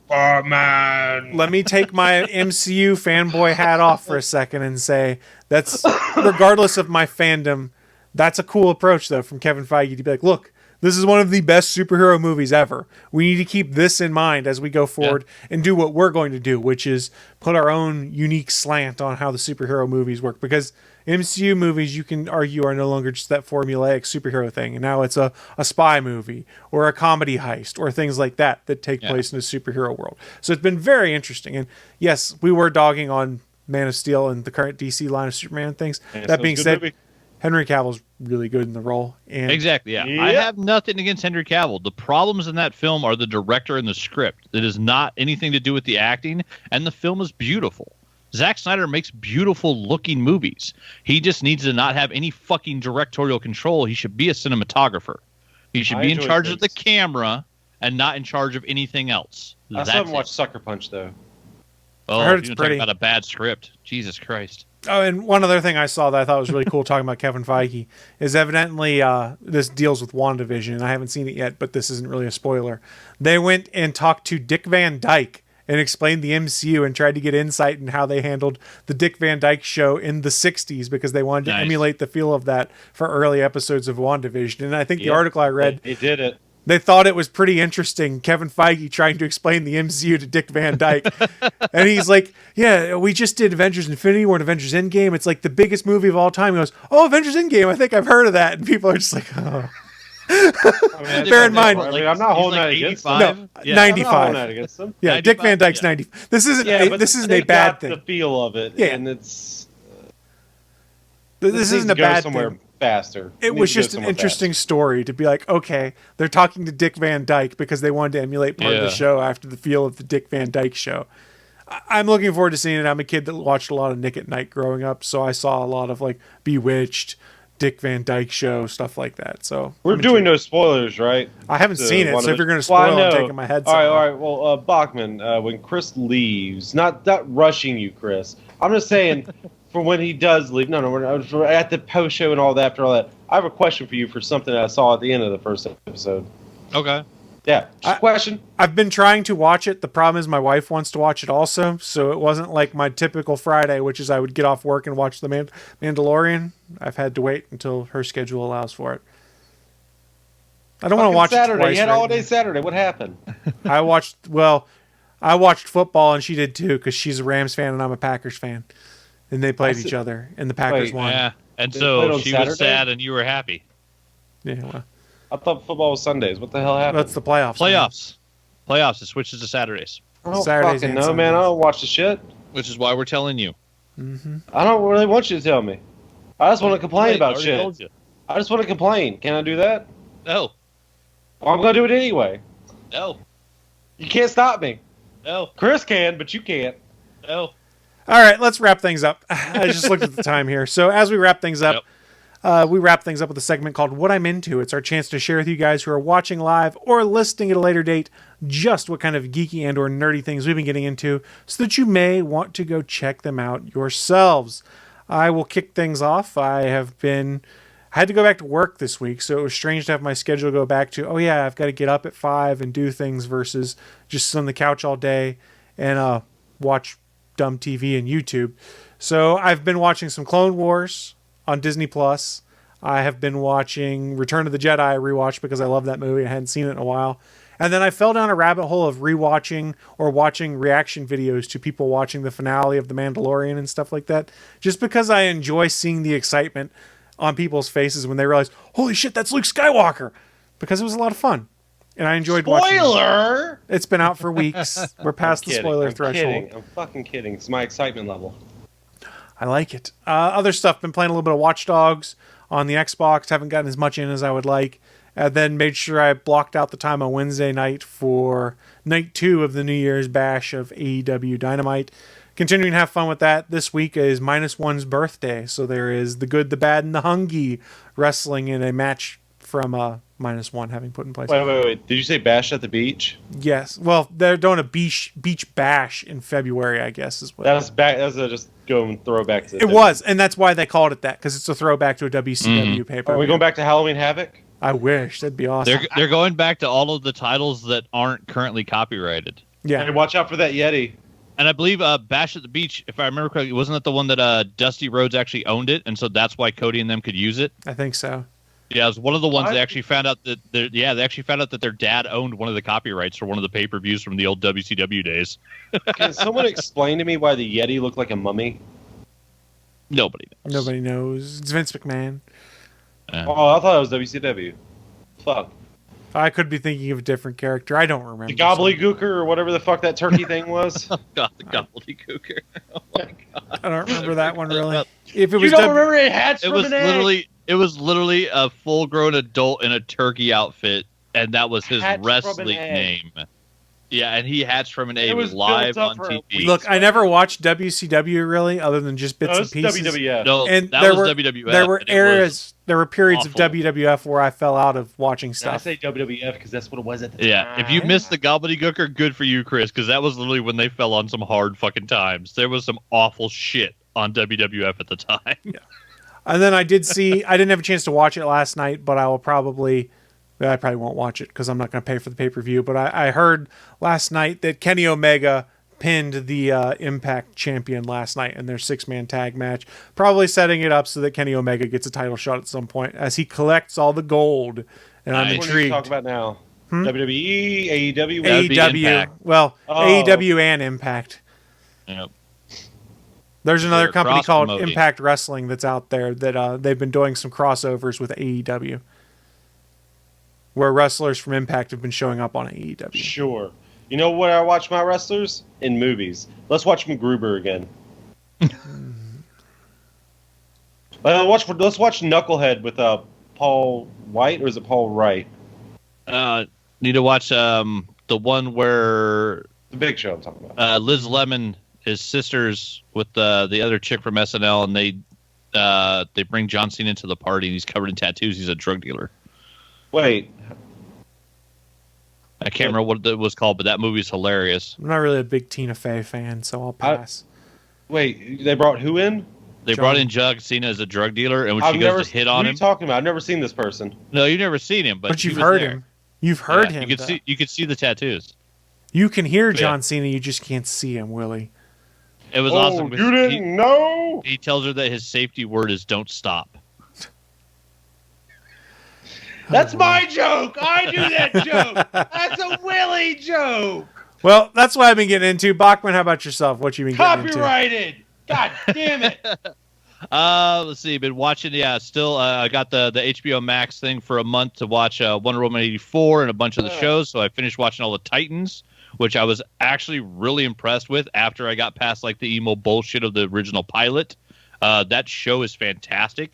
The dude that used to play Aquaman on Smallville, him playing Hank, who is Hawk of Hawk and Dove. Nope, not Hill. But yeah, the Hawk and Dove version that they did on that show is fantastic. The way they did like Raven and Beast Boy's powers was awesome. I was just really impressed with it all the way through the end of the second season, where you get like the final change of Dick Grayson no longer being Robin. Like they basically worked up to that for 2 years. And man, I was so impressed with the idea that they did with fucking Esai Morales as goddamn Deathstroke. Never would I have pictured him as like the actor to pull in to be Deathstroke. That'd be And awesome. he's so fucking... Oh, dude, his Wade Wilson or Slade Wilson is amazing. He is so good. What? Who's this guy? Esai Morales. He's like he was in La Bamba. Like he was in the original movie called Bad Boys with Sean Penn back in like 1982. Like he's been an actor forever. He's fantastic. But yeah, he's the guy that plays Deathstroke the Terminator on the Titans.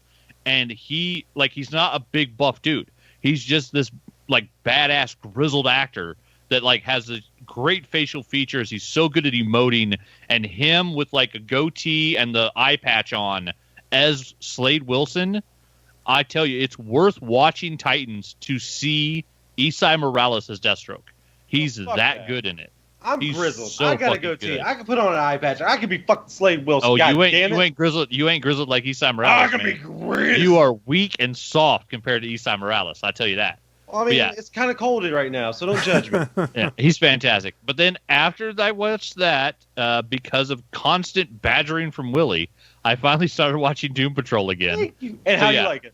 I'm enjoying it. Other than that fucking Hair Patrol episode, I will never watch that again. It's the most disgusting episode of television I've ever seen. Full spoilers. Yeah, there's a character called the Beard Hunter, and he has to eat the hair to take He in has the to essence eat of people. hair. And you see him go. Yeah, He pulls like- it out of the sink. Yeah, he And eats he a goes- chunk of sink hair, Oh. and it's I've seen all 3 of the Human Centipede films. I think I got closer to vomiting watching this episode of Doom Patrol than I did watching any of the Human Centipede films, and they're disgusting. No. I had to stop the second movie when he hit the fucking pregnant woman with a wrench. I had to stop With it the then and wrench. there.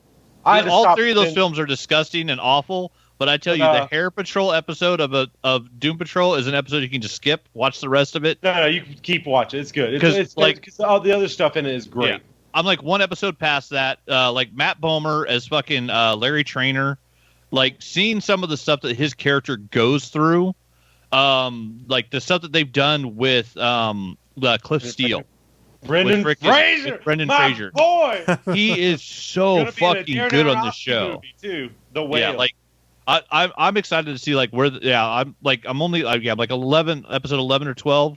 So yeah, like I've still got plenty, and then also it's awesome just seeing freaking Alan Tudyk as Mr. Nobody. He's so fucking funny. Choose up the scenery. Yeah, he's such a pain in the ass as a supervillain. Like it's such a great casting, but yeah, it's a super fun show. I'm really enjoying that. So yeah, keep watching that. Which one? There's one other character, Animal Vegetable Mineral Man. Yeah, I've only seen him he's popped up in like 2 scenes, which is it is really hilarious how they did him. But then speaking of AEW, I got to get caught up on my wrestling, but I did, however, get a packet from Pro Wrestling Tees this week, which finally showed up because I ordered me a T-shirt, and I also got a Los Ignobles de Japón hat came with it. That's what you've been wearing? Yep, I got a nice little pin from Latino Heat. Because you got and along with the shirt, I got me a nice little reusable vinyl decal. So I got me an AEW decal. Nice. Yep, which I can actually stick on my car. And then as part of the little bonus pack, they also did a Fig Story. So it's Headlock Comics presents Fig Story. So instead of Toy Story, it's figures. So it's action figures for wrestling comics. And then got me a nice little bandana with it as well, which at first I was like, what are these crazy ass colors? And then I realized whose logo it was.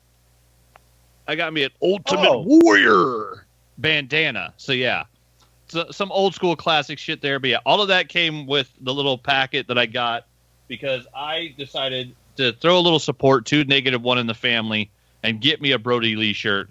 So I now have an Exalted one. Nice. And it is just fucking pretty. I got the. Who was that again? Brody Lee's the guy that died a couple weeks ago. Oh yeah, I'm sorry. And so all of the proceeds from any of the shirts went directly to his family. Pro Wrestling Tees wasn't taking a cut. So if you got a Brody Lee shirt, it went to his family. Or CM Punk did the same thing. And Mick he made Foley. all of his. And Mick Foley, they all made it to where I think it was at least for the month. Any of your shirts that you buy go directly to Brody Lee's family, John Huber, which is a really thing that they did. Is Mick Foley like the greatest guy in fucking wrestling? Because I've never heard a bad story ever about him. He's one of the good ones. Santa Claus. Yeah, Mick Foley is one of the greatest humans alive, much less wrestler. That's all I've ever heard. Yeah, Mick Foley's the man. And he puts his body through the works. How is he not dead? That's a good question. I'm happy he's not. Super happy he's not. No, I'm pretty sure Mick Foley died 3 or 4 times as a professional wrestler. He just got up and kept fighting because he's too goddamn strong to die. He's a fucking cat. A nimbly bimbly cat. I got my Brody Lee tribute shirt upstairs because my stuff from Pro Wrestling Tees came yesterday, which was the Exalted in Heaven one they did, which was the tribute. Exalted in Heaven. If I watch wrestling, I would probably have one too because it's just a feel good story. Not that part, but all the goods going to his family. Yeah, the whole tribute episode they did, the stuff they've been doing with -1, it's super cool the way the AEW family has really embraced John Huber's family and showing the wrestling community takes care of its own. It's one of the best things about a bad incident is seeing how much these guys are showing how much they love this family. Also picked up the second issue of Erratic from Kari Andrews. It's this great comic where this kid got superpowers and he can basically do almost anything and save the world, but his powers last exactly 10 minutes. So it's all about saving the world goddamn fast. That does Every sound erratic. 24 hours, his powers work, but they only work for 10 minutes at a time, and the kid's 12. It's a really cool story. But yeah, another cool comic. It is from AWA Upshot Comics, which is the new company that's got a bunch of new books coming out. So it's worth checking out their website. It's kind of like a new version of Image. It's a bunch of creator-owned books. It's a publishing company that's basically letting people own their own stuff again. Nice. So it's not Marvel, it's not DC, it's not a big publishing, it's not a big overarching house, but it's a place to bring an idea and you end up being creator-owned, putting out your own stuff. And yeah, played a little bit of Apex this week, a little bit of Dead by Daylight. Blood Rush started this week, so trying to get more points to finally do the second respect on my Dwight. I think I got my Dwight up to respect 1, level 50 again. So yeah, got to use up his items so I can respect him. But yeah, Blood Rush is on, so we got 1.5. No. Do what I did with my Claudette. Just fucking waste them all. I went straight from P2 to P3, didn't use a goddamn thing. Didn't even use the character. And he got rid of everything. Right now, there's a Blood Rush, so it's I'll run 5 to 10 matches and use up all my brand new parts and my rainbow maps, and then I'll respect them again. I Yeah, I keep finally accidentally hitting my million my blood point cap. So I wish I could give them away. Wish I could just give them away. Here, you have it, because I don't have to deal with. The cap fucking sucks. spending And it. if anybody that is playing Dead by Daylight and didn't notice, there's a code that's good for this week that is Discord 200K, because Dead by Daylight hit 200,000 members on their Discord. And so if you haven't used that code yet, go use it. I think it's good till the 19th. It's an extra bonus 200,000 blood points. So yeah, the code is Discord 200K, all capital letters.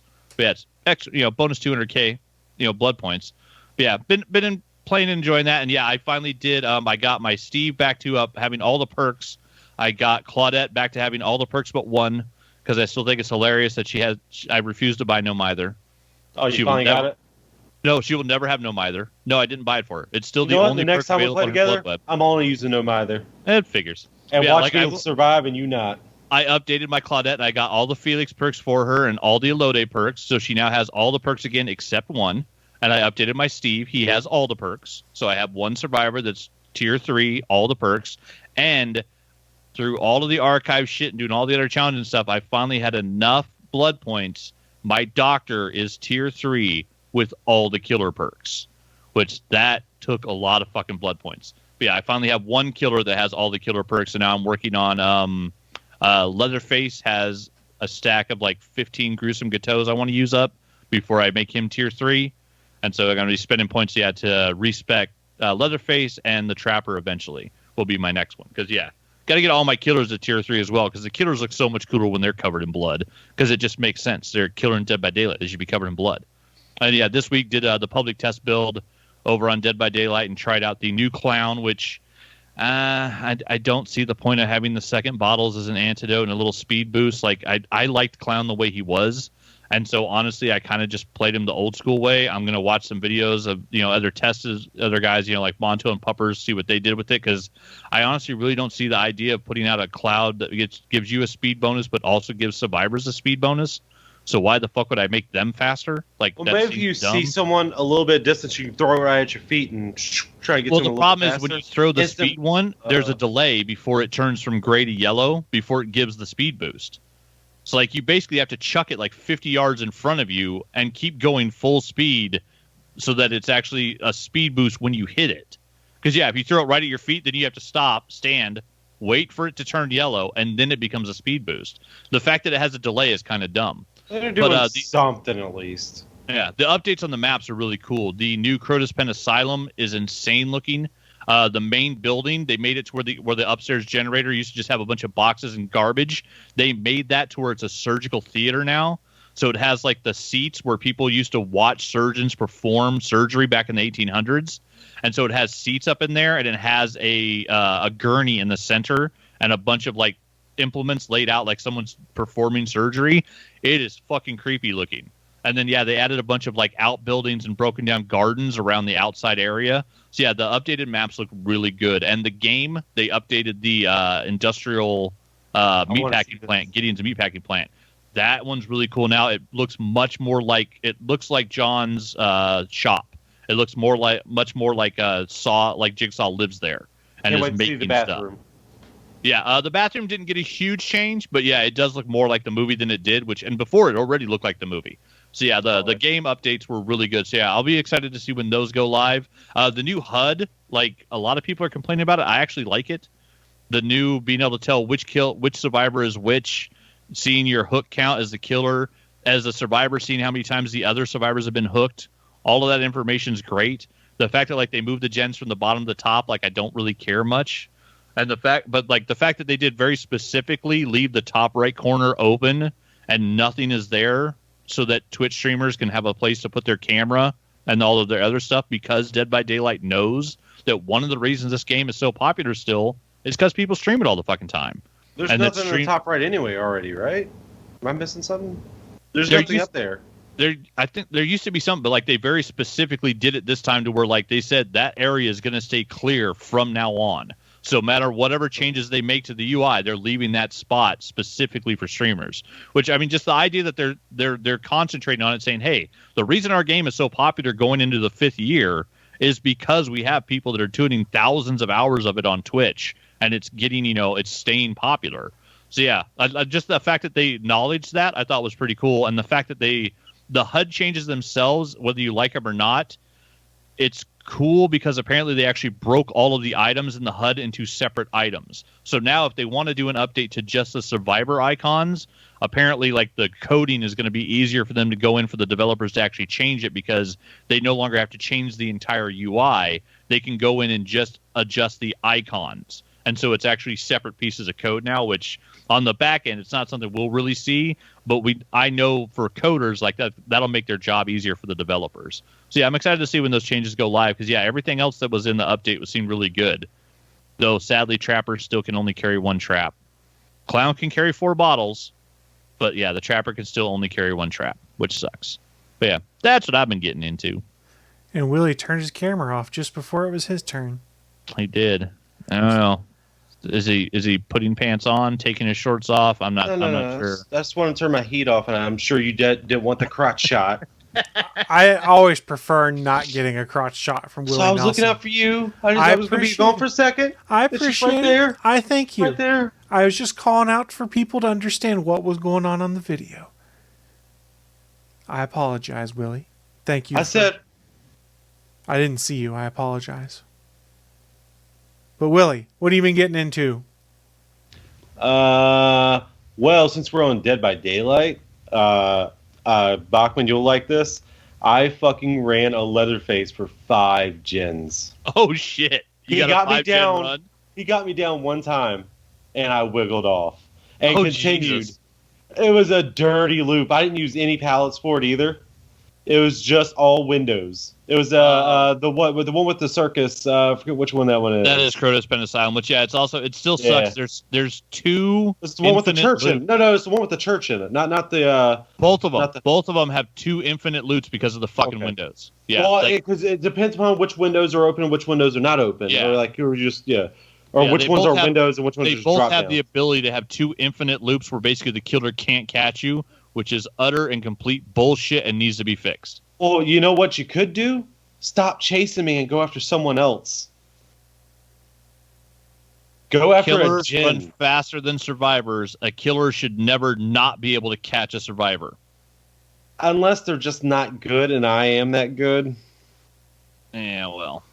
I mean, Infinite Bachmann, loop- you've done it Infinite too. loops should not exist. We've both made killers quit. Yes, this is true. So, I mean, yeah, well, that's the best. That's kind of, it's awesome, and it also sucks because, like, I put in this work and I can't finish because you want to be an asshole in DC. Yeah. And also, fuck you, survivors at DC too. Fuck you too. Fuck you. Kill yourselves on the hook. Fuck Yeah, you. I had a couple of matches this week where when people DC'd, I actually let the people that were still alive like finish the gens, get points, and let them out of the map. Specifically, letting survivors get more points because their teammate was a douchebag that disconnected. I've done that a couple times. I mean, sometimes I feel nice and let the last person, like, if I get them, I'll put them on my shoulder and take them to the hatch, unless they start wiggling. Oh, And then, yeah. like- If you wiggle on the trip to the hatch, that you deserve to die. I mean, I'll let you get off once, and I'll take you down. Once you notice I'm walking past a hook, I'm doing Yeah. something for you. If you don't like it, then fuck you. You're going on a hook. I'm done with you. Also, I've been getting super excited about next month. Willy's Wonderland. It's open for business. Oh, February. Well, I was talking about my bedroom. Oh, are the renovations complete? Just like David Lee Roth said, What are you putting more stuff on the Gigolo. ceiling? I'm just a gigolo. Oh. 6 connecting sex swings. Welcome to Willy's Wonderland. I'm not saying that. Willie's gonna put the sex swings on a track so you can just move them around the house as you need to. Oh, And I'm- Dillo. Yeah, I mean, Dillo. yeah, a moving sex swing while I'm on a Segway. Oh, Jesus. Jeez. Boy, if I've ever heard a recipe of breaking someone's penis, it would be that. I've seen Segway sex, and it looks awkward as fuck. Yeah. Well, since even just riding on a Segway looks awkward as fuck, yeah, I would think adding sex to that's not going to make things better. No. It might be more fun, though.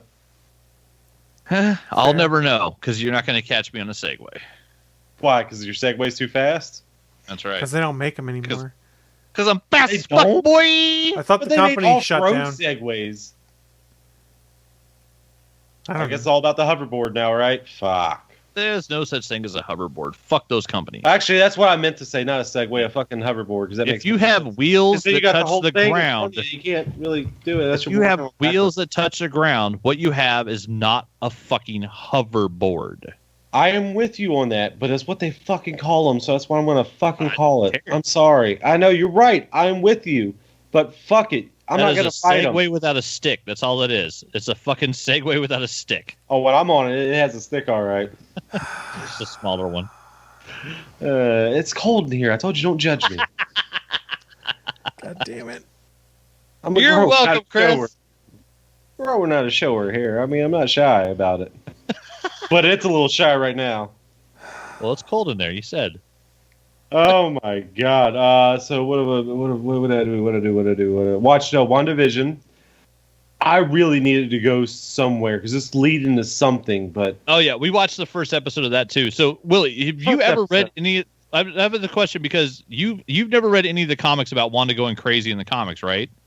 Oh, I know of it though, but this isn't a comic. But you've never actually read it. It's like you don't know about like Avengers Disassembled. You don't know about the children. I do remember No More Mutants. I do know of it. Okay, I never read it, but I know the comics. Okay, so as someone that hasn't read the comics, going into this first episode, where I mean, it's no spoiler. Like everybody knows, it's like the TV Lucy show.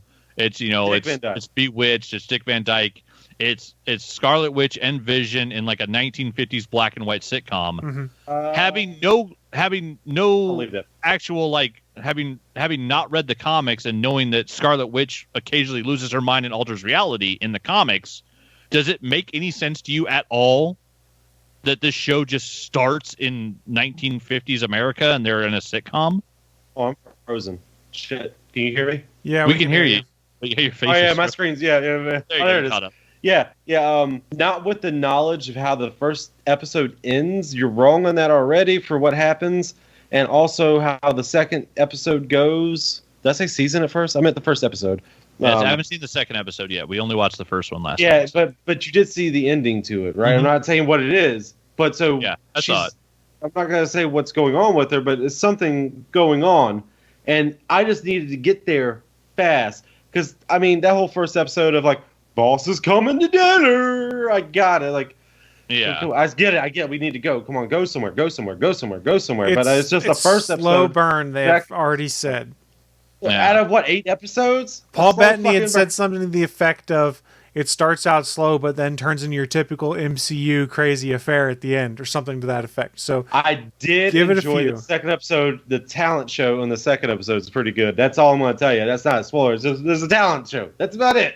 Yeah, all I know is that if it's 8 episodes long, I'm hoping to God they're out of the sitcom by like episode 6, the latest, because I want to see like what is happening in the real world. Something does happen. It doesn't stay to that particularly. I'm not going to spoil it, but it does move. Okay, yeah, because that's all I'm going to tell you. There's got to be changes. You'll know what I'm meaning when you see like, oh, the second episode. Okay. And you see, especially by the end of the second episode, it's cool, but it is a very weird fucking concept. Like, it's very strange. I mean, it's not that weird. I mean, it makes sense. I just needed to go somewhere. They're having tidbits of it's going somewhere, but I needed to go somewhere. Yeah. They stopped and they got gas, and we're still watching them get gas, fuel up for the journey. Like, come on, go. Well, don't worry, because when this ends, you have a week-long break, and then it is the beginning of Winter Soldier and Falcon, which should probably have minimal ramp-up. And I will say this, too, like there's a joke I just saw, too. Someone made a little meme of it. In the very first episode, like the beginning, there's like Wanda's moving plates in the kitchen, and it hits Vision in the head. It's like, oh, my husband and his indestructible head. And then someone did the meme right below it where it showed Thanos just ripping the fucking thing out of it. Yeah. Like, indestructible, you say? Well, when compared to a dinner plate, not when compared to a Titan. To a god. It wasn't a god. With the stones. He will never be a god, is what Loki told him. That's right. I mean, but he did do what he said he did. At least the original, the future. Not the non-past version in game. But he did it. He did what he said he did, and he did it. He won. You can't take that away from him. He died for it. That's fair. But he did it. Yep. You gotta He love a villain died so bad knowing that they he finished his job. true. But you gotta love a villain so bad they decided to kill him twice in one movie. Right.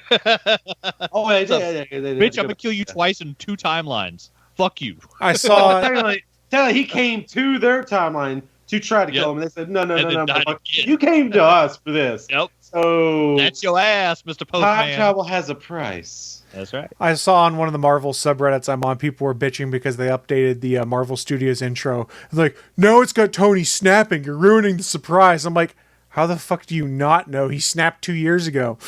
Yeah, he snapped 2 years ago. It's the most watched film in film history, and it had a 23 film lead up. If you didn't watch it at this point, fuck you. Why You're not a wouldn't you fan. put... Listen! Don't yell at me. I watched Jay and Silent Bob Strike Back first. I mean, the real All these question is, inside jokes, whatever. why wouldn't you put that in there if you're redoing it? Because it's an iconic moment out of the MCU. Exactly. Yeah, it's a very iconic moment. Yeah, I mean the fucking snap is. Though of course still not enough. I'm gonna say not enough love showed from my boy Hulk who brought everybody back. Come on, y'all. Oh, which reminds me, He's the one that saved everybody. I kind of hurt my hand this morning because I had to punch my bowl of cereal. Because I distinctly heard it say, "Snap, crackle, fuck you," and I ain't Fuck you. taking that shit. Fuck you. Thanks, You George. bowl of cereal. Kabam! So you're I slapping. went. Thank you, Smash, George Carlin. Smash, smash. There goes an old meme for you. And you don't even remember it, do you? Mm-mm. I mean, he did get charged with murder after he kind of smashed that guy's head in. Not because of that, but for something else completely. The hitchhiker guy that he saw someone getting attacked and he just went over to him and went, smash. That was on the news. Fuck you guys. You know what? I don't even fucking know what else I've been doing. I've been playing Among Us 2 with some people. Gabe's one of them. You've been seeing him on the chat that's over here. I'm fingering them. Oh, God. Now he's fingering the chat. That's going to get us kicked off Twitch. Well, guys, we're going to shut things down before Willie gets us kicked off of Twitch. Before we do that, a friendly reminder, we do stream this show live every Sunday at 11 a.m. Eastern, 10 a.m. Central over at www.geeks.live, the official streaming home of the Gonna Geek Network. You can head on over there. You can see a calendar at the bottom of the page that shows all of our upcoming live events. And we would ask that if you're interested in some of those, go check them out and tell them that we sent you. Before we shut this thing down, you got any final thoughts for us? Anyone? I got a blast from the past. Hashtag Dick Rave. Well, that is a God. blast from the past. Hashtag Dick Rave. How about no? Yeah. It's my Dick Rave. Oh. In my Willy's Wonderland. No. How about double no? Turn off the lights and I No. glow. No. I'm sorry, everyone, that we had to hear about the non-movie Willy's Wonderland. We'll see you all next week, hopefully without Willy's Wonderland. Bye, guys. Hopefully. Thanks for listening to this brand new episode of the All Things Good and Nerdy podcast. Don't forget, we'll be back next Sunday live at 11 a.m. Eastern, 10 a.m. Central over at live.atgnpodcast.com, channel 3 of the Alpha Geek Radio app, and over at our network home at gonnageek.com/live.